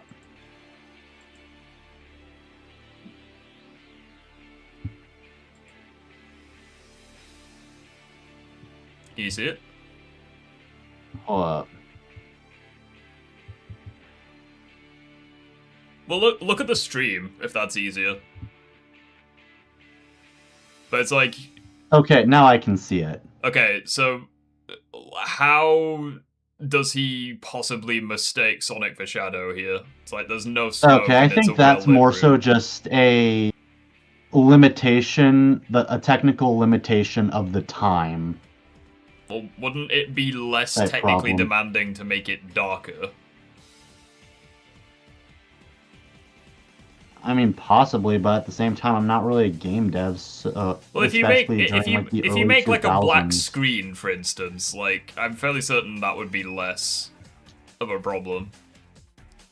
Plus, to be fair, Shadow is kind of like very far up. Is he? I mean, It's that's kinda- what the perspective here is telling me.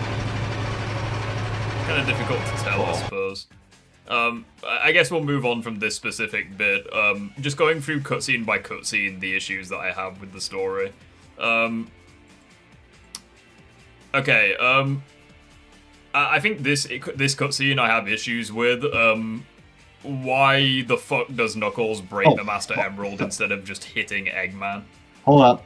I accidentally made I can help it. this click here. What? Ah! What was that all about? And look what you did to my emerald! I did that to prevent the Master Emerald from being stolen, you idiot. If it's in pieces, I can restore it. And by the way, that's not your emerald. Doesn't matter. I'll look into it once I get back to the... Alright. Like he said, he was confident that he would be able to find the pieces himself anyway, though to be fair, I can kind of understand why it would be a much smarter move to hit Eggman's Eggmobile instead, though to be fair, it's probably also because, like, Knuckles can glide, not fly. That's probably just I mean, he literally how does far fly in or this how scene. high he could glide at the moment. Well, there's quite a few issues with this scene. So, number one, why is the Master Emerald as fragile as glass? Like, how can Knuckles just one-shot that thing? Two, why doesn't he climb the pillars to attack Eggman? Three, why does breaking this make the pieces scatter across the fucking planet and into orbit? Alright, can you at least repeat the first one? I accidentally clicked on a video because I still have YouTube behind this. You know, I'm just going to exit out of that. That's fine. Okay, Alright, hopefully I can not misclick again. Okay, so the first issue I have is, why is the Master Emerald as fragile as glass? Like, why can Knuckles just suddenly It's one-shot probably the just more Master so Emerald? because of how strong Knuckles' punches are. I think the Master Emerald would be stronger than Knuckles. I Like, if we're mean, Knuckles, at least in proximity of the Master Emerald, was once strong enough to punch the Chaos Emeralds out of Supersonic. I don't. Okay, the Master. Fuck my life. Oh my good god. The Chaos Emeralds aren't as powerful as the Master Emerald, and also like. Fair enough. But also, it just comes across as ridiculous. Like he can just one-shot the Emerald. Like. I don't know. Like, we're expected to believe that the entire Echidna tribe wanted this fucking thing, and it's so easy to break. The second point being, why couldn't he just attack Eggman? Since in this scene, he blatantly defies gravity. Signal from the If we Emerald. watch what happens. If I'm not mistaken, this is the Master Emerald, is it not? It's you. Dr. Eggman. So that's Dr. Eggman. Well, I just came to something. Just stick with me. Farewell, Knucklehead. Not if I can help it. What? So it's like, I don't know. It's like, this is one of the least defensive machines that Eggman has, and Knuckles couldn't attack Eggman. Instead, he has to break I the wanted to Emerald. use the, he can glide and not fly, so that was probably just how high and far he could glide there. But to be fair, him just randomly Again, he could not jump upwards high would enough to not hit necessarily- Eggman. But that's funny, because he jumped high enough to reach the Emerald. Why didn't he just grab the Emerald and climb up to Eggman? Like, the fuck is Eggman gonna do to stop that shit from happening? Like, he could Alright, jump fair. high... I'm responding to someone in chat. Like, he could jump high enough to grab the Emerald. Why can't he, like, climb up to Eggman? Like, I'm fairly certain Knuckles is known for climbing walls. Like, can he not climb up the Emerald? He could also climb up the pillars to jump and attack Eggman. But yeah, this comes across as really hard to believe. I think, looking I at can't Sonic, really- because even he doesn't escape in this game. What is he? Bobo, say where you are. Keep your... Okay. Oh wait, I remember having this exact discussion, though we didn't necessarily finish it. One, Sonic at that point was so damn dumbfounded by Shadow that they kind of just caught him by surprise. And two, because that scene kind of like transitions from that one to when we first see Knuckles, we don't necessarily know what exactly happened there. So it's possible he did try to escape. They just got a lucky shot with like a tranquilizer dart or something on him. Well, no, because... So, to be fair to the Japanese version, they actually do give a reason for this. So, the Japanese version establishes... You mean when like he's like bullshitting to Amy because Amy is making fun of him for getting caught? Yeah, and Sonic is like, yeah, I basically let myself get caught so I could learn more about Shadow. So it's like, in the Japanese version, they try to explain it, but that is not in the English version. It comes across as Sonic To be just... fair, yeah, that's one of my own problems with the game as well. A lot of stuff from the Japanese version should have stayed in the English version. Like, for example, in like the climax of the game, Gerald revealed that he managed to get control over Shadow's memories, and that's why he managed to get Shadow to believe that Maria wanted him to kill all of humanity, whereas in the English version, that doesn't seem to be anywhere present, and it just implies that Shadow just misremembered Maria's last wish. I personally wish that the part in the Japanese was actually kept in the English version. Mm-hmm. So that part I can actually kind of agree with you on. Yeah, so, the issue here is when, like, Sonic has basically escaped Gun all day. He's just taken down one of their, like, presumably one of their stronger machines. It's like, it comes across as Sonic just giving up here. It's like, I feel like he should be fast enough to escape this situation. I wanted to say that Sonic might have just been tired out from fighting the enemies or running from escaping Gun, fighting the enemies and being dumbfounded by Shadow, that he was just tired out from it. But then I remember that Sonic canonically does not get tired, so... Not to mention as well, like, Sonic fights Eggman and his machines, like, all the time. I'm fairly certain Gun wouldn't be that much for him. Well, like I said, we don't, because that scene transitions from one scene to another, we don't exactly know what happened there. On one hand, it's possible Sonic did just throw his arms up because I guess he was just bored and surrendered right then and there. Though it is also still possible that Sonic did try to escape. They just got a really lucky shot at him, which, I mean, is kind of true even in real life. Sometimes you can win all of the battles in life, and all it takes is like one lucky hit, and you're down.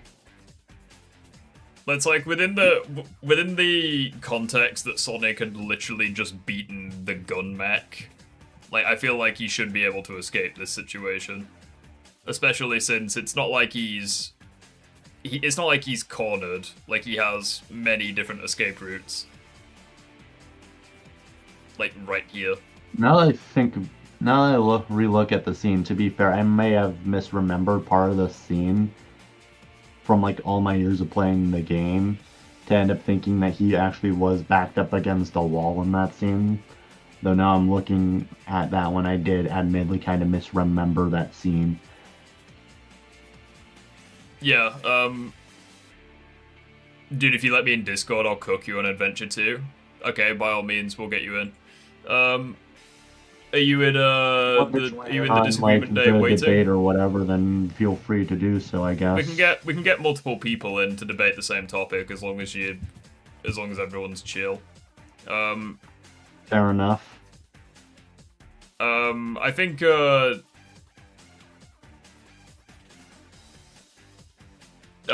another example. Hang on, I'm just scaling through. What's the topic about? Sonic Adventure 2's story being problematic. I think it's this specific mission with Rouge that I have an issue with. Right, that? Wait for me, Sonic. Oh yeah, there's another problem that I would like to list here. If you can just pause that for a bit.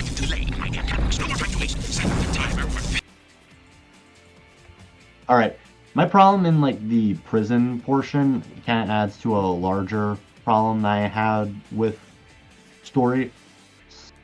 This part I actually do agree with you on. The Sonic should have gotten himself out of that. Sonic should have absolutely been able to break himself out of the prison bars. He is known to be able to cut through metal as if it were made out of wet toilet paper. So what's stopping him from just charging up a spin dash and bursting right out the bars? Yeah, I think they even do that in Sonic X as well. Like he breaks out of the cage they put him in. To be fair, that episode somewhat kind of fixed that problem by like having the entire prison being submerged underwater to where like even if Sonic did break out, he's still he'd fucked. have to Yeah, like swim out, which he cannot swim. But But even then, they kind of like took a little stretch when like, because there is another particular reasoning behind that specific scene. It's the cell he is in is meant to be the cell Gerald Robotnik was executed in, and it's meant to like foreshadow the ending. They also kind of add that in Sonic X, and it made me question why they were using those walls specifically. Like, why was GUN using those walls for that? That would imply they had to like carve out a portion of the prison just to put it in the portion that Sonic was being locked in. Okay, just to... So, okay, what was the problem you were going to bring up? Okay, so mentioning this situation with Rouge, so first of all, I think it's a problem that they set the bombs for 15 minutes, only for Rouge to immediately say 5 minutes, but that's more of a nitpick, admittedly. It's more so just Rouge just really loves challenging herself. What I do have an issue with is how the fuck did Rouge get stuck in there? Oh, I think it's like as like a failsafe to like prevent her from like getting the emeralds out. They instantly locked her in that exact prison. Which, if any, wait, when is that established? I'm pretty sure it was a line somewhere. I just don't remember what line specifically. 5 minutes to be funny. Here I go. I can't believe I've come this far. Just a fail. This is like our headquarters. Intruder found. Fair enough.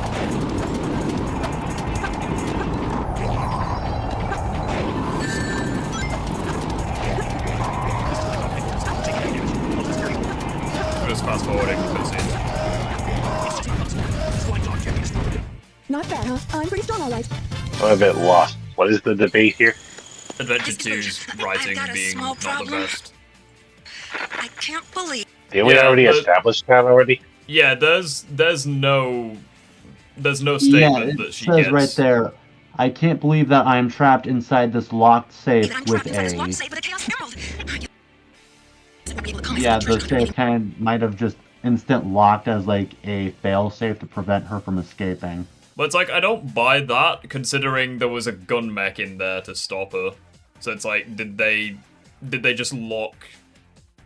Like, from their perspective, did they like, imagine if it was Shadow, right? Do the humans think it's a good idea to lock humans in a close environment with Shadow the Hedgehog? Or Sonic the Hedgehog? You'd be surprised. It might just be out of overconfidence or arrogance. Plenty of, like, higher-ups in a lot of businesses will at times, like, mistreat some of their own employees. So, again, this is probably just out of, like, overconfidence or arrogance here. Or because, like, the higher-ups just did not care about that guy specifically. The gun mechs are piloted. The gun mechs are piloted. Like, in canon, this is the same military organization that's trying to hide the fact that they murdered a 12-year-old girl, well, from the world. Yeah, I just think it's. I just think it's unnecessary. Like, why would they need to send a gun mech if they were then just going to lock down the facility? Well, considering that it failed miserably against Sonic, it seems kind of useless. I mean, the military doing way too much, isn't that like more so kind of common for both fiction and real life? Well, no, it just seems unnecessary. That's all. It's like, okay, they're gonna Again, lock down like- the whole facility. It's like, why would they need the gun back in there to begin with? I don't know, they just really wanted her dead to ensure that she didn't get away. I mean, Extra she can't fucking get away. security. They've locked down the facility. Extra security. Like, Hang on. Just bear with me a second. I'm just gonna... I think this person is the one from the stream. Zombie Man, are you Zone Body by any chance? Yes, that's me. Okay, that's fine. Zom- If you can bear with me 2 seconds, I'm just gonna go for a piss, and then we can continue this, because I have a... Alright. TMI. Okay. I mean, Right, to be fair, you could have just said, I need to go number 1. Well, you know, if you've seen my streams, it's like that's how I refer to it. I will be 2 seconds. How would you feel if I said I was going to take a shit in the stream?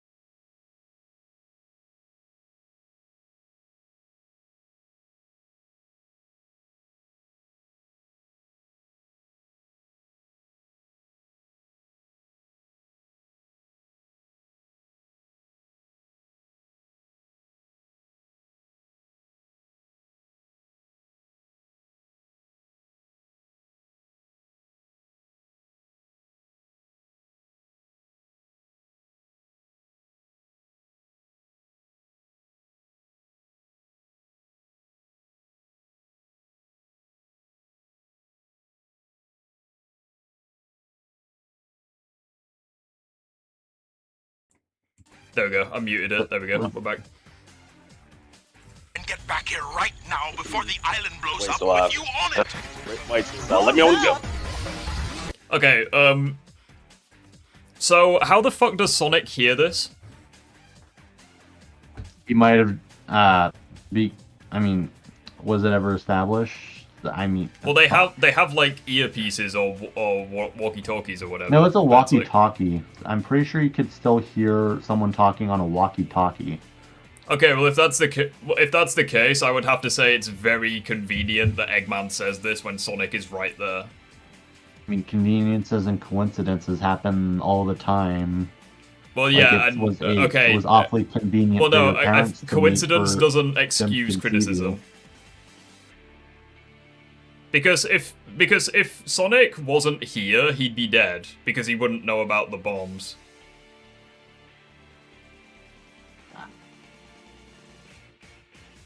So it's like, I think it's very convenient that Eggman says this while Sonic's here. Like, why doesn't Eggman say it before the boss fight, for instance? He would probably what was that noise? Like, what is that random buzzing noise right there? I don't know, someone's using the mum's vibrator, I don't know. Not like the things lit up when that happened. I honestly forgot what I was about to say right there. Like, I was so distracted by that that I could not, like, remember what I was going to say. Can you repeat that again? Well, yeah, I think it's very convenient that Eggman wants Shadow to get back, like, while Sonic is in the area. Because if Eggman hadn't done that, like, Sonic would be dead. I mean, if Eggman hadn't told Shadow about that, then Shadow would probably have also been dead or something. Well, yeah, but it's like, Though I Eggman find it... at that point was, like, extremely busy, like, shooting up GUN at that point. Like, that was literally his entire stage at that point. So he was still probably just very busy with that. And then, like, now that's now conveniently time to leave. He's now telling Shadow to get off the island. Well, if that's the case, that raises even more questions. The first one being, why didn't Rouge contact Eggman to get Shadow to rescue her? Because obviously, I know that Shadow has, like, a moment where he's like, he changes his mind about saving her. But it's like, why doesn't Rouge communicate that to Eggman? Secondly, in this massive island, Shadow and Sonic somehow run into each other when they have completely different goals at this point. Like, I find it it feels way too convenient. Again, I say conveniences and coincidences happen all the time. Well, no, but the point I'm life. making is it's when there's so many coincidences in this story, it makes it hard to take seriously. It's like, okay, Shadow is running to save Rouge, and somehow he bumps into Sonic. Wait, what? Can I interject as someone who's the outside in? Shadow was not on his way to save Rouge. He was still, like, getting the bombs onto the island, and then Sonic found him then. No, Shadow was running to save Rouge.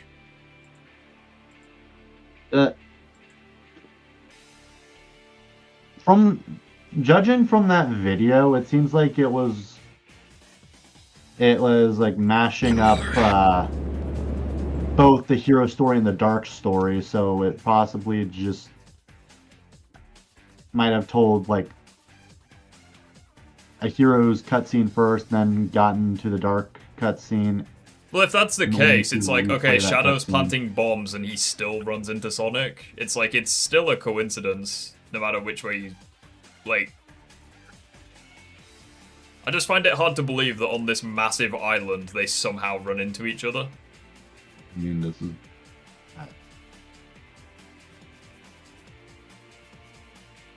I don't know. It's a similar issue I have with Sonic Heroes. Like, I find it ridiculously hard to believe that all of the characters manage to bump into each other at the exact same times.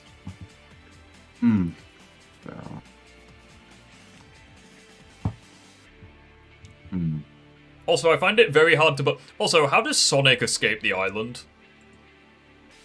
He runs over to Tails and Amy, and they fly him off. That was the whole goal in his own stage.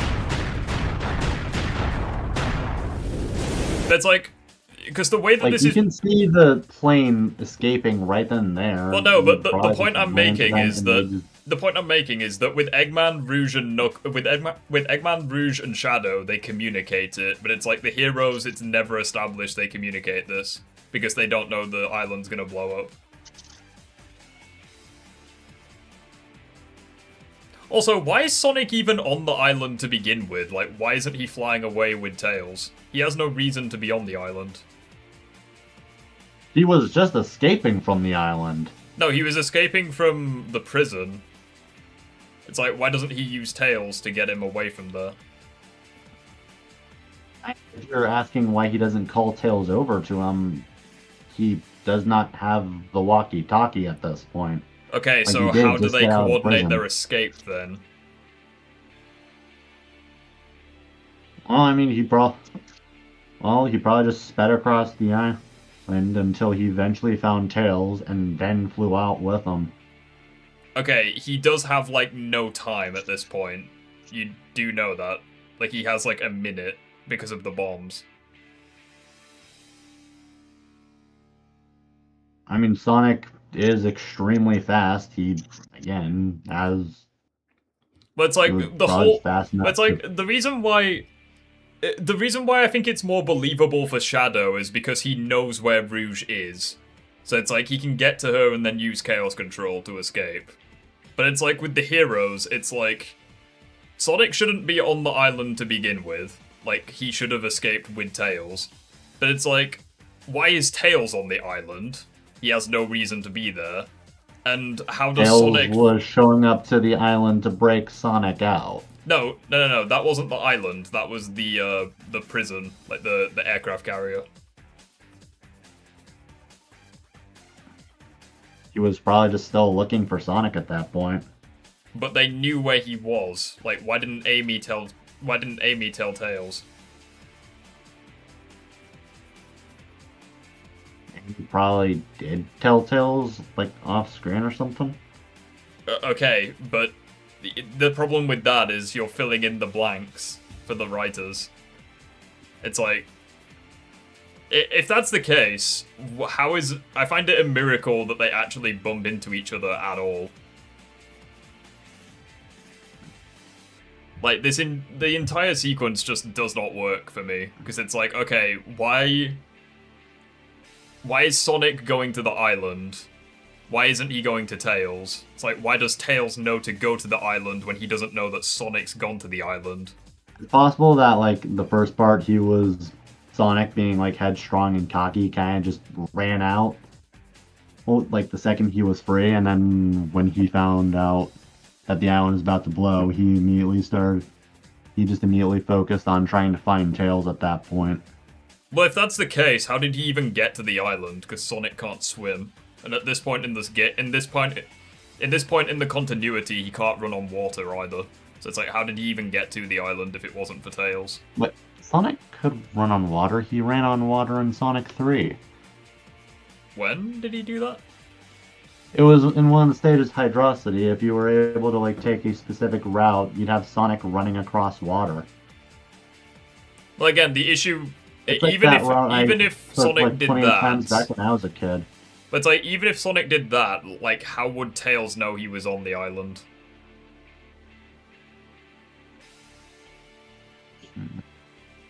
Fucking magic, apparently. Are you asking, like, the green portions we see right on the screen are showing? Yeah, because it's like Tails was on the prison part, which was like the aircraft carrier. I did not even notice that. For the longest time as a child, I just thought that entire island was Prison Island. I did not even see that aircraft thing back when... Well, yeah, because the back stage when that I Sonic was playing the escapes is game. Prison Harbor, so I'm assuming it's this. Like, the actual... like, the prison facility seems completely different from the island. This part... I was going to bring up the, like, we thought that, like, when Sonic hitched a ride on the rocket in his own stage, he probably just landed in the island, but I'm pretty sure I'm thinking of the fan remake there. Okay, so this is another problem that I have. Hold on.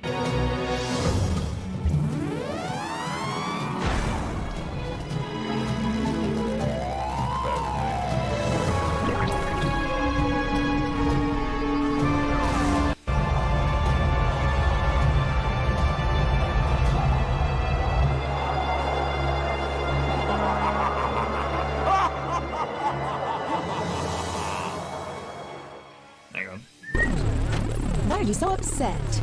Well, that was really impressive. You've managed to create complete havoc on the whole planet.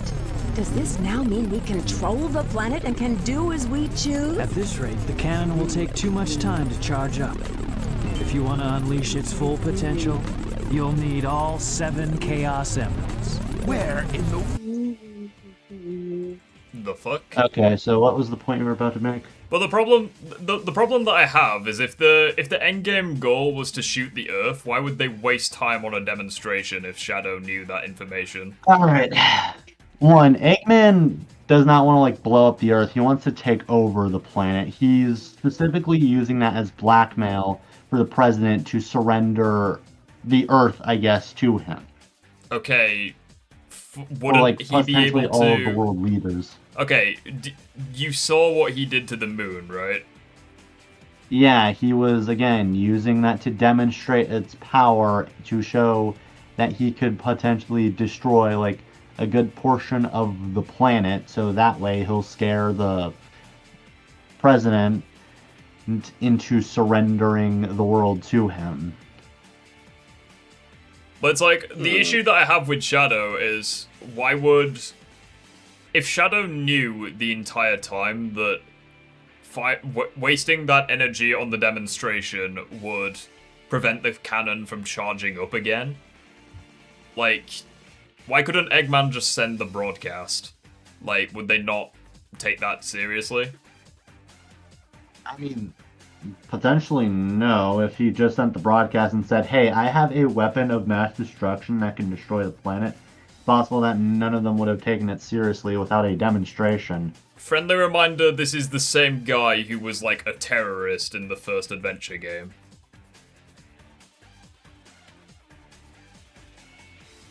True. Like, he basically sent a nuke to Station Square, or like the equivalent of a nuke. At the same time, he would have preferred to also, like, demonstrate that he can back up his threats. But it's like, wouldn't people take Eggman seriously if, like, this is the same guy who sent a nuke to Station Square in the first game? I mean, that nuke did get dismantled by Tails in that same game. But it's like, even in that same game, it's like the egg carrier flies over Station Square.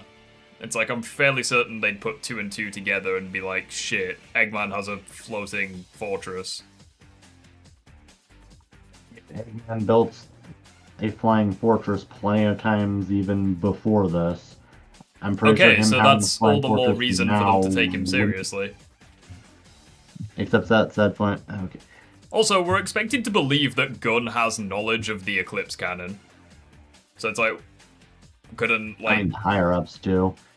Yeah. Though Okay, to be fair, we don't necessarily know all of what they know about that. Well, Though, yeah, but it's something like, I did... If they, Something they, I've know, seen they would someone know else of the mention- Space Colony arc at the very least. And it's like, if Eggman was to threaten them with like a super weapon, I feel like they would take that seriously.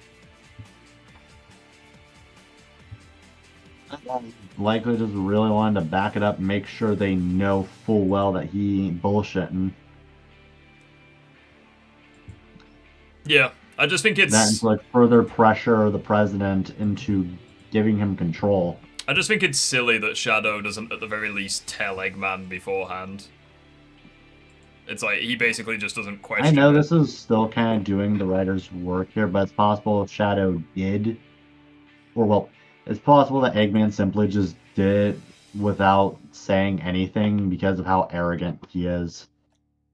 Or overconfident he is. If we get into the limo, we can trace the call to find Eggman. Okay, let's meet up there. Hey, wait for me, Tails! Mr. President, reports show that since the... Also, a question I have here, why is Tails trying to pursue the president on the ground? Wouldn't it make more sense to do it from the air?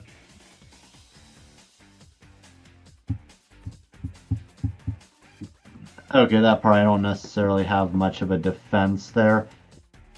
Or it was likely just an excuse to have the racing section and to also inform the player of the go-kart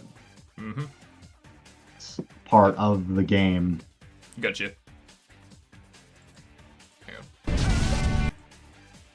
Though, something that I did see... Alright, this is something I'm going to bring up. Is the president apparently not knowing who Sonic is in both this version and the Japanese version. Like, how do you know who Eggman is, the guy who tried to take over your world plenty of times, but you don't know the guy who stopped him? Like, I get Sonic may not have, like, shown up to the White House plenty of times to, like, get a medal from you. Don't they establish why that's the case? Because Shadow framed Sonic. Except he straight up said to Sonic, "Who are you?" In fact, if anything, him being on national news would be more confusing as to how the president does not know who Sonic is. Well, I feel like everyone would know who Sonic is, considering there were so many witnesses that saw him stop Perfect Chaos. Yeah, the point I was making, how did the president not know who Sonic was? Yeah, I think that's kind of stupid. Also, you're right, don't they literally do like a live broadcast of Shadow, and somehow people still think it's Sonic? Again, that was one.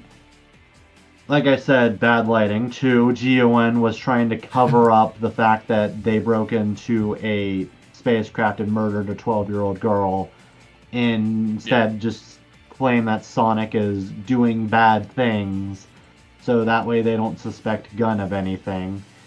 Three, it was the middle of the night, and trying to recognize someone in the middle of the night isn't exactly easy to do. But the issue I have with that is why would anyone assume that Shadow, like, why would anyone assume that Shadow, like, being sighted would incriminate Gun? Because Shadow never stepped foot on the Earth. He spent his whole life on the Ark. Before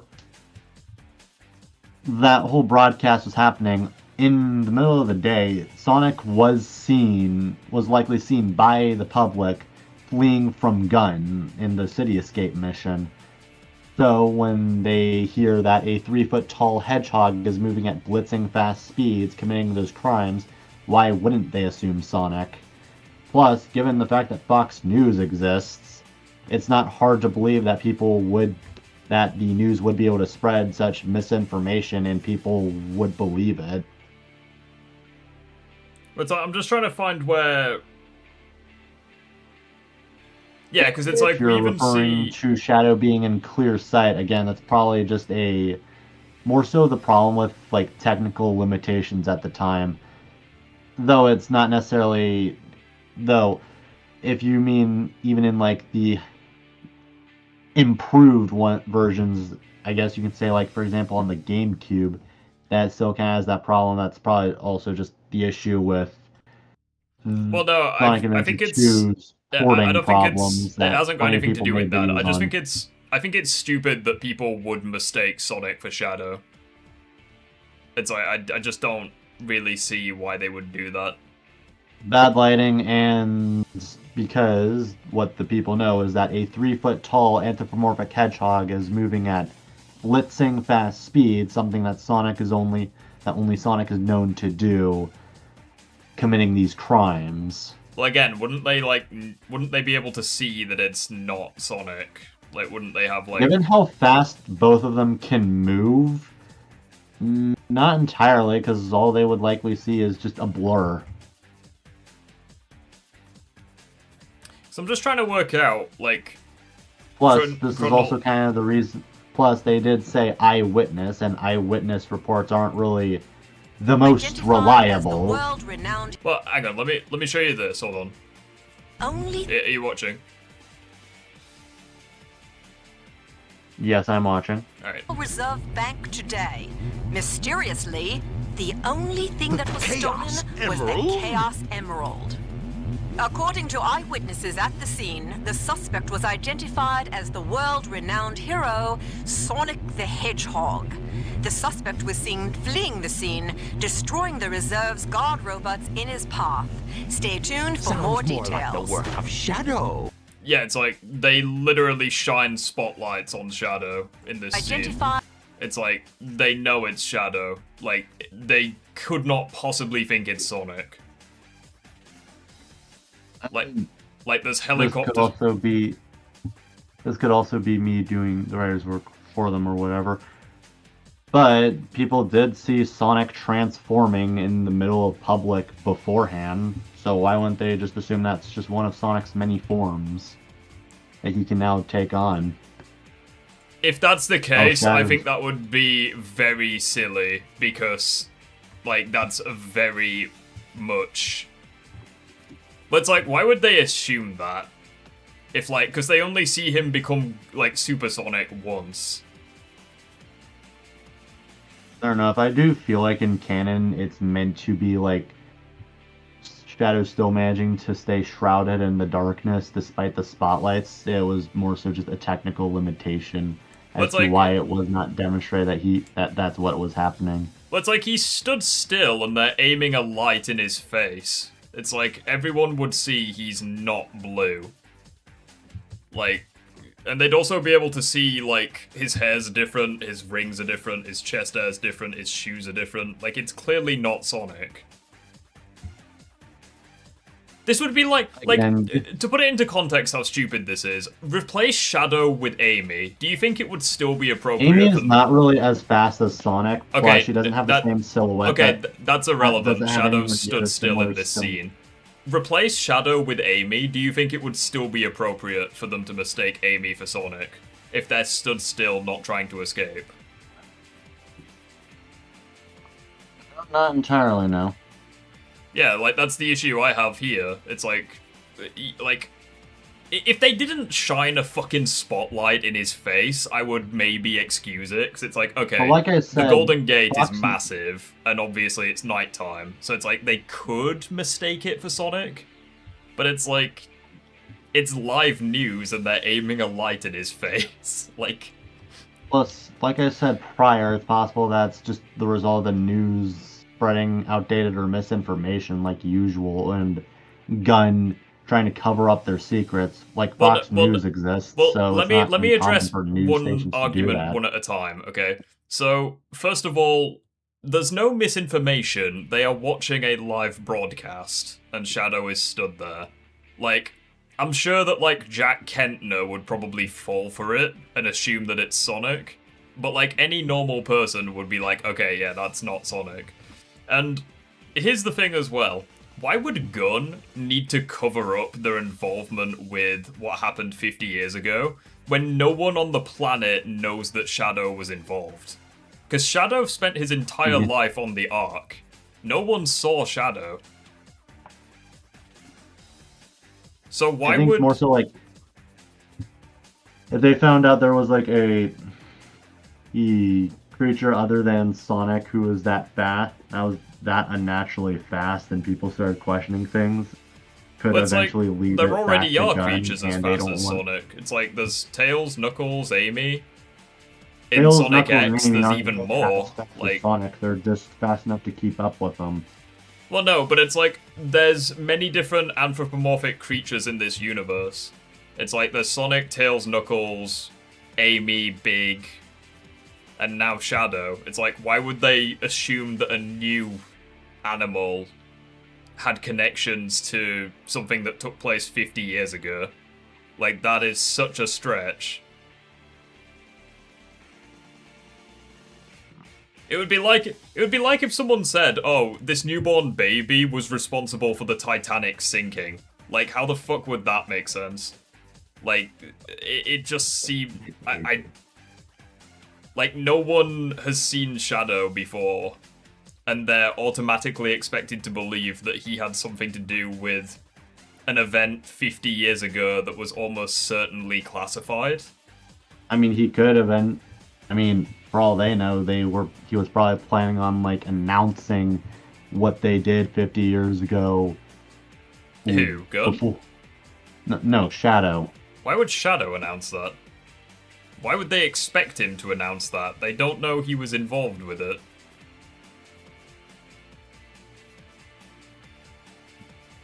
Up until a few minutes ago, they didn't know Shadow existed. The idea that I just came up with was honestly more so a funny explanation than it was an actual explanation, but I'm going to say it anyway. Shadow running around with a big megaphone saying, "Hey, 50 years ago, Gunn broke into that giant space station in space imagine? And started killing people." Yeah, could you fucking imagine if he did that? That would be interesting. Okay, that would I honestly think be kind of funny. Okay, I think we've spent enough time on that point. Alright. Let's move on. Let's move on to something I a might little have to more. replay through the game or rewatch the story to get better responses there. Yeah, it's fine. Don't worry. Okay, let's move on to something a bit silly. Now go and squash that little hedgehog, Sonic. Oh yeah, I remember you bringing this up last time. Okay. Last time and I didn't really have a response. So I kind of just skipped that. When Sonic struck his head, he must have broken the restraining mechanism. Ah, what a piece of junk! No! Yeah, so the issue I have is why is the restraining mechanism on the outside of the robot, first of all? Second of all, why does Eggman have no backup for this? One,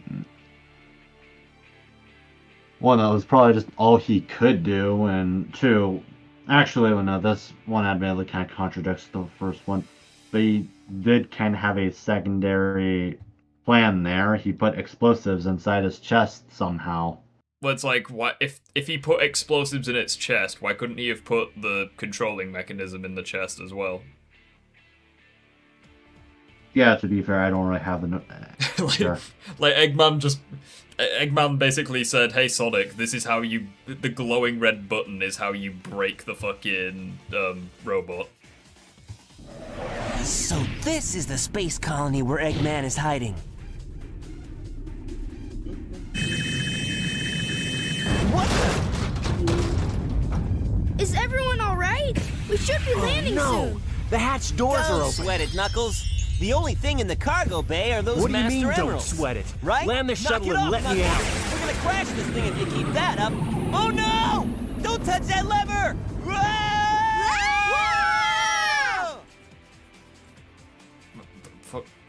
Right. Okay. Okay, how does he get the Master Emerald pieces back if all of them have pissed out into space? They landed on the Ark. So that's how. They just floated to the Ark. Also, why... How is that hard to believe? I think it's hard to believe that in the vacuum of space, all of these pieces magically find their way onto the Ark. I also find it hard to believe that contact with this rocket would somehow... Like, I don't know, this rocket seems ridiculously fragile, just for the sake of the plot. Like, why would... Hang on, let me watch the scene again.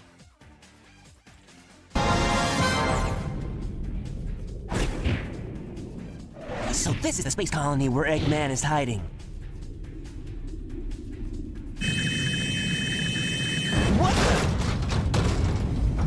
Is everyone all... Question, who's piloting the shuttle? Is it Sonic or Tails? I'm pretty sure it's either Sonic or Knuckles. Why is Knuckles piloting it? Right? We should be I don't know, landing he called soon. shotgun. The hatch doors are open. He called shotgun.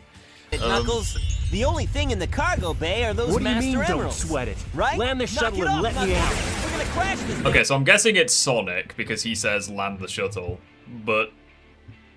I don't know. I don't even have a... I can't even put it into words, I just think it's silly, but that's not I mean, really... to be fair, that part was also kind of, like, for the sake of a neat little joke, so it's not necessarily a problem or offensive for me. Doesn't it? But in fact, it's a fake one I created after researching the real emerald. It has the same wavelength and properties, but it's less powerful than the real one. Can you pause the video for a moment? Yeah, sure. One problem I do also have with the English dubbing specific, it's not necessarily exclusive to this game, but a lot of the English voice acting is admittedly kinda bad. It's kind of more so the problem with like a lot of Japanese games or Japanese media being ported over to the West, being voiced by Western voice actors. At times the dubbing will sound bad. A similar example I have was is Mega Man X4, the "What am I fighting for?" scene. Like, I'm pretty sure you know what scene I'm talking about, right? Yeah, that... I will say voice acting is something I'm not going to criticize, because it's not... It is what it is. Yeah. Alright, what was the point you were going to make? Just for the... I'm going to say one more point, because I don't want to go through the entire game. I think the last point that I have an issue with is how the fuck did Tails make the fake Chaos Emerald? He said he was like researching the Chaos Emerald, must have found like similar gem pieces, I guess, and made it with the same wavelength and properties. But it's okay. Plus, Tails is canonically a genius in this universe, so it's not necessarily hard for me to believe that he could do that. Okay, so if Tails can do it, why can Eggman not do it? Don't say it. Also, I mean, even when Tails built it, he said himself that it's less powerful than the real one. Eggman probably just wants the real thing because, well, the real thing would be more powerful. well, yeah, I'm not contesting that, but I'm saying, like, why does Eggman not try to make one? Plus, as Tails himself said, the thing is specifically designed to cause a machine that needed a Chaos Emerald to explode. Let's see. Hang on. What is? Same I'm wavelength just gonna and refresh my properties, memory. but it's less what he powerful says. than the real one. It's designed to reverse the energy field inside the Chaos Emeralds and blow up. So, if it's designed to reverse the energy field within the Chaos Emeralds, why doesn't Eggman make a load of them to fight Supersonic? If it can reverse the Chaos Emerald's energy, like, wouldn't it be really effective against Supersonic? Given the fact that we still see that thing even in later games, it probably itself doesn't blow up. Well, if that's the case, that's all the more reason for Eggman to own one, because he can use it more than once.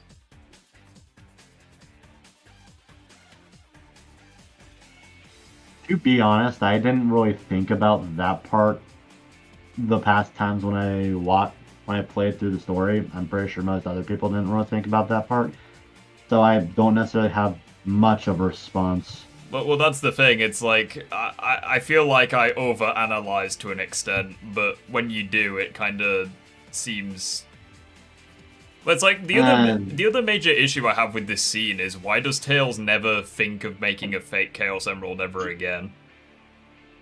I mean, actually, hold up. Eggman was still able to tell that they had a fake emerald due to the fact that it was caught up on the readings of his computer, and that because of the fact that they already had 6 of the emeralds, that it must have been fake.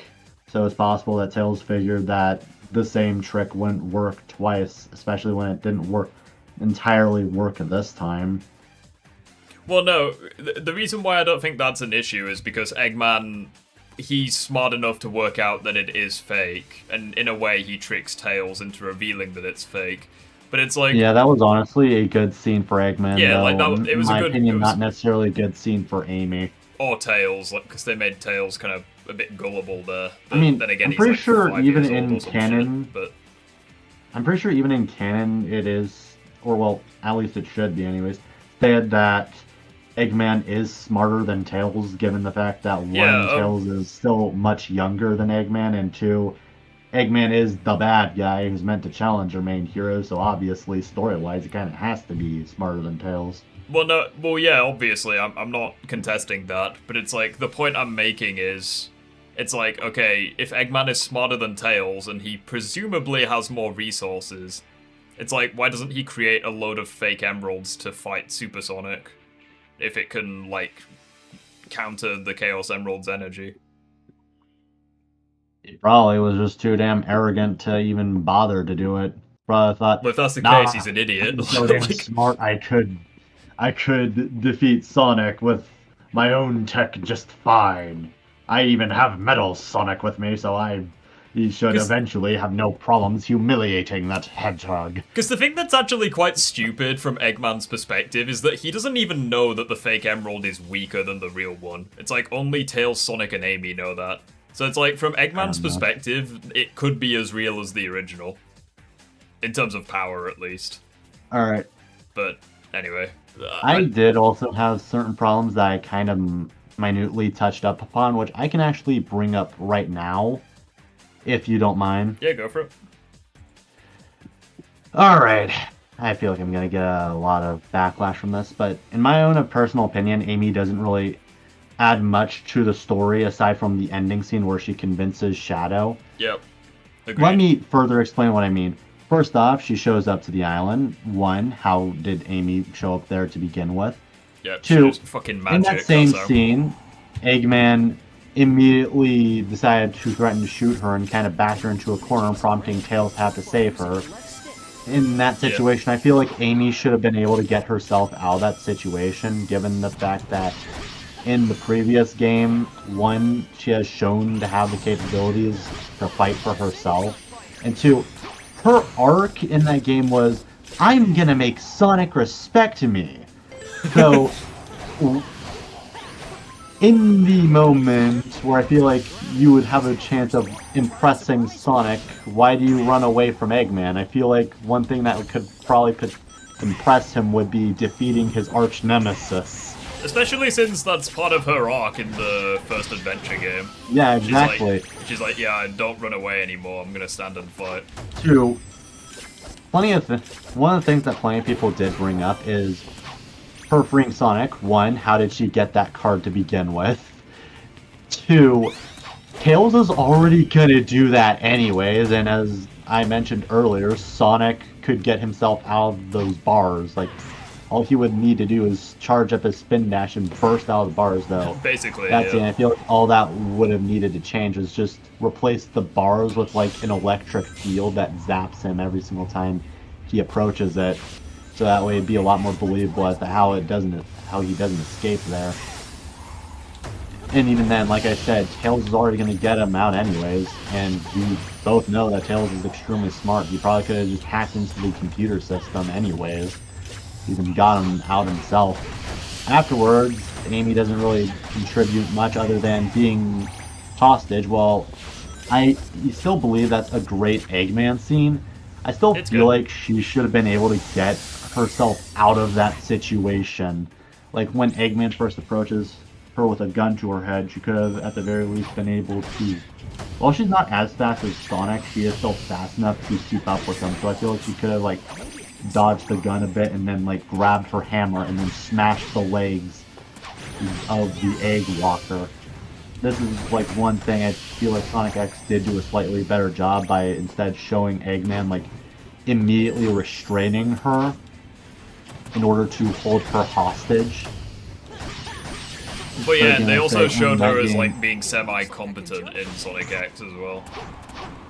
Yeah, exactly. So I feel like she should have been able to get herself out of that situation, but she just doesn't for some reason. Basically, and yeah. her being hostage there was kind of the only other thing she contributed there. And then afterwards, the only real thing in my eyes she contributes to the plot is convincing Shadow that humans are good with a admittedly kind of flimsy argument. In the Japanese version of the game, it fixed it by like having her point being that while humans may do bad things, make reckless decisions, make stupid mistakes, and you cracked SK for not being good at video games. Okay, in fairness, I haven't played PO6 in like a while now. Bear with me. And I'm also focused on your argument. I haven't played that game either since getting this new computer. Anyways, I'm also like listening to your argument and trying to like. In the English version, Amy kind of gives off, in my eyes, a pretty flimsy argument of humans are good actually, even though they also killed Maria. But that's besides the point. Humans are actually pretty good. Whereas in the Japanese humans version, are actually pretty awesome.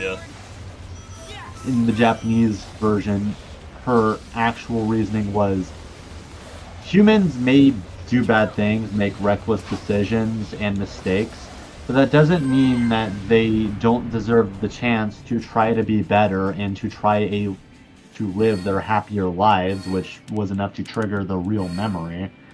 That was more so just a problem with the fact that I died right at the end and still got an S rank, like, I'm fucking awesome. Like, I am amazing at this goddamn game. But anyway, what were you saying?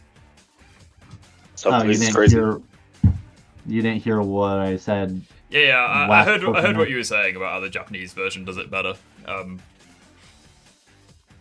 Yeah, basically that's more so kind of just the problem with like with most Japanese games when it comes to.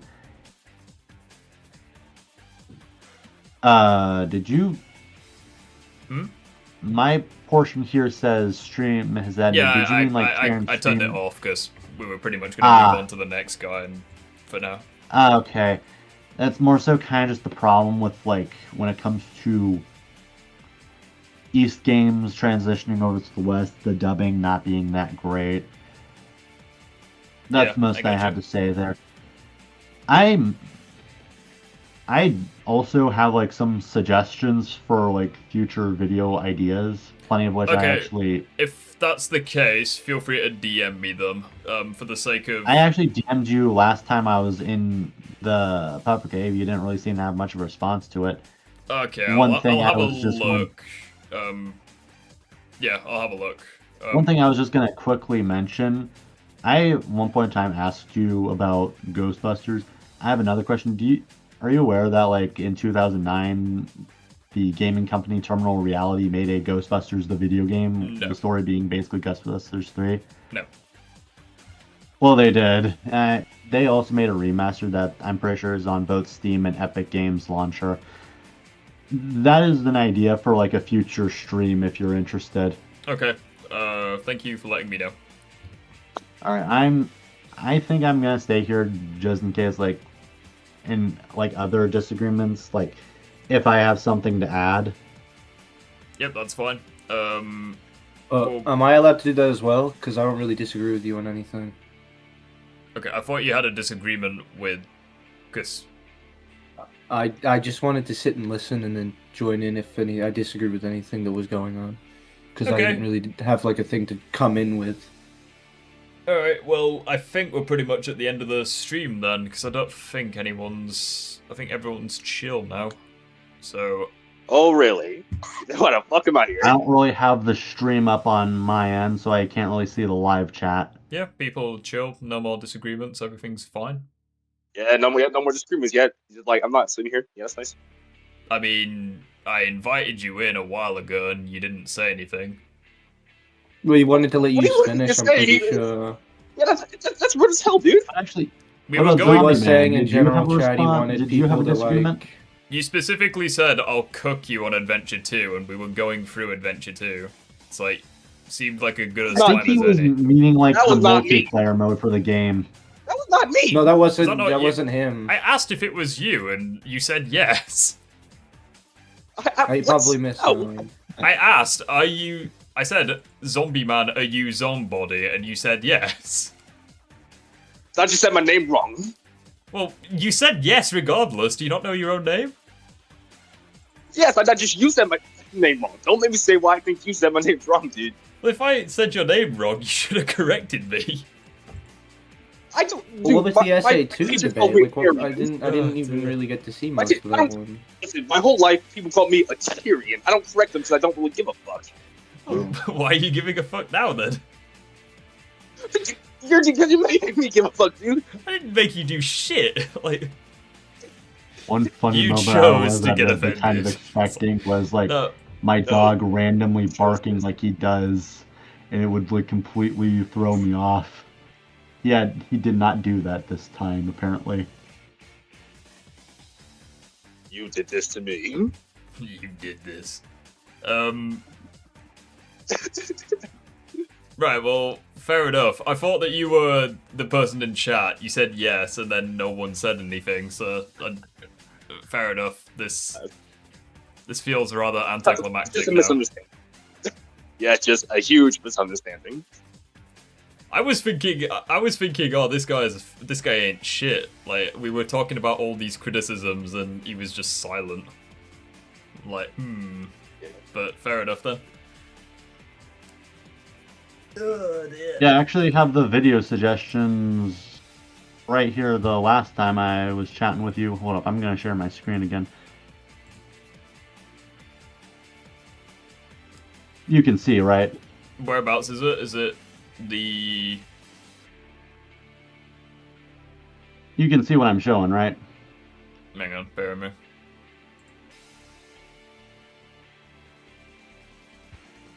Yeah, that's fine.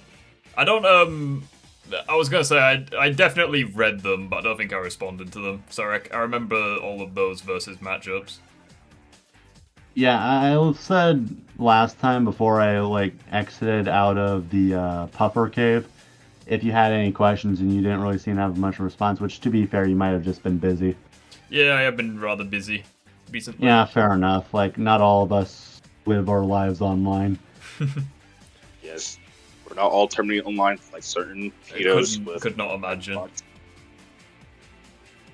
Yeah, well, it's been good chatting, but it's rather late and we can save the other disagreements for next time. Yeah, when is there a date for next disagreement day, or is it kind of Well, random? I wanted it to be next week, but someone donated $50 and said I now have to play Suicide Squad Kill the Justice League. Oh from yeah, start to that part I finish, do so- remember. Oh wait, someone paid you to play that game? Yes, and they said they'd pay me First of another all- $50 if I beat it, and so say less. Oh. I remember wanting How that game, little but do you then value changing my mind. You how little do you value eventually your time? afterwards? So I How don't little really do I have value- that game. I probably could have joined online with you if I still had it. How little if do I had it at value? all. How little do I value my time? The most fun I had in Suicide Squad Kill the Justice League when I played it with Asafe and Bankai, you know in the Hall of Heroes, where there's the holograms of the heroes? Yeah. My favorite moment in the entire game was positioning King Shark's face behind Wonder Woman so it looked like he was inspecting her ass. Yeah, photo mode was the most enjoyment you got out of the game. Photo mode, my ass. I spent time and effort positioning his player model in Oh, the it wasn't photo exact mode. I see it was moment photo mode thing. to get the best. Yeah, that's If how only freaking. that person had paid you $50 wise to man play was- Ghostbusters. In the fact, you know video what? game. Fuck it. I'll That pull game's up a the lot live better. stream where I did that. Hang on, we'll watch it in Alright. 4K. One man told me that if you must play a game with your friend to have fun, game's probably not fun. Where the hell was Oh yeah, Suicide Rips. Squad? For no Playing reason, do you Suicide- have bro, Marvel Suicide Rivals? Squad and fun in the same sentence? I don't have Marvel Rivals, but it is free, so I could get it. But it's not really my kind of It's game. No, one of the Jesus, first games I got on my new computer that I got for Christmas. Oh Jesus, here it is. Right, hang on. Alright. Oh Hold God, right, where is it? You could tell just how happy I was doing this, which is kind of concerning. I'll move my camera so you can. Second, guys, I gotta go do something really quick. I'll be right back. No. No, you were suffering with us. I'll be right back. I love the fact that we can just walk in here as well. Also, let's look at all this Justice League shit. You can practically see the gears going round in my mind. I was like, can I or can't I? Stuff real quick. The fucking autism coming into effect. Oh, if I get the angle right, Get away from the woman. Get away from the woman. Away from the woman. Stop being a pedophilia. What do you mean? She's overaged, and so am I. Dude, Yeah, he's she's immortal. canonically Don't- immortal. I timed that right. You're- I wish I could. Okay. I'm trying Oh, to move fucking hate you. this Now game. I can't. Okay. I'm too strong. I haven't even played that game. I have played Gotham Knights, and Bro, I hate this game so much. well for this. I trying tried to to play tell you, I can't do the it. movement was pretty fun though. And I If did that immediately game wanted to play sometime- Batman Arkham Knight immediately trying to tackle first it. few times playing it. The one thing that really killed my experience for me is the terrible thug dialogues. You know what? I'm gonna the put story alone is what didn't let me play You that game. learn grass. No one's I love gonna how I've know you not ever changed again. either. Like, this was like a Get year away ago, and I'm exactly the same. pretty much. I'm chasing you, Kevin. I can't. Okay, you guys are just gonna be fucking around. I'm just gonna. Oh Jesus, no! This one's So, even worse. Hold on. Oh no. Who said that Arkham Knight has bad thug dialogue? Talking about Suicide No, Squad. Gotham Knights has bad thug dialogue. Yeah, Gotham Knights. Oh, is thank God, I was fine. gonna say. Don't not trash talk Arkham thug dialogue. Those are peak. Bro, Yeah, I Arkham Fuck agree. dialogue in like every game is peak. Yeah, Gotham Knights, however, has there's no one will ever know you ever again. And it just But they immediately say took some me out. crazy stuff in the Arkham games, man. Okay, well, Yeah, I remember the Mr. Freeze side mission. The thug were having the rock, paper, scissors bit. It was admittedly both funny and dark at the same time. Dark because of what exactly they're debating, who will get their turns to do, to be specific.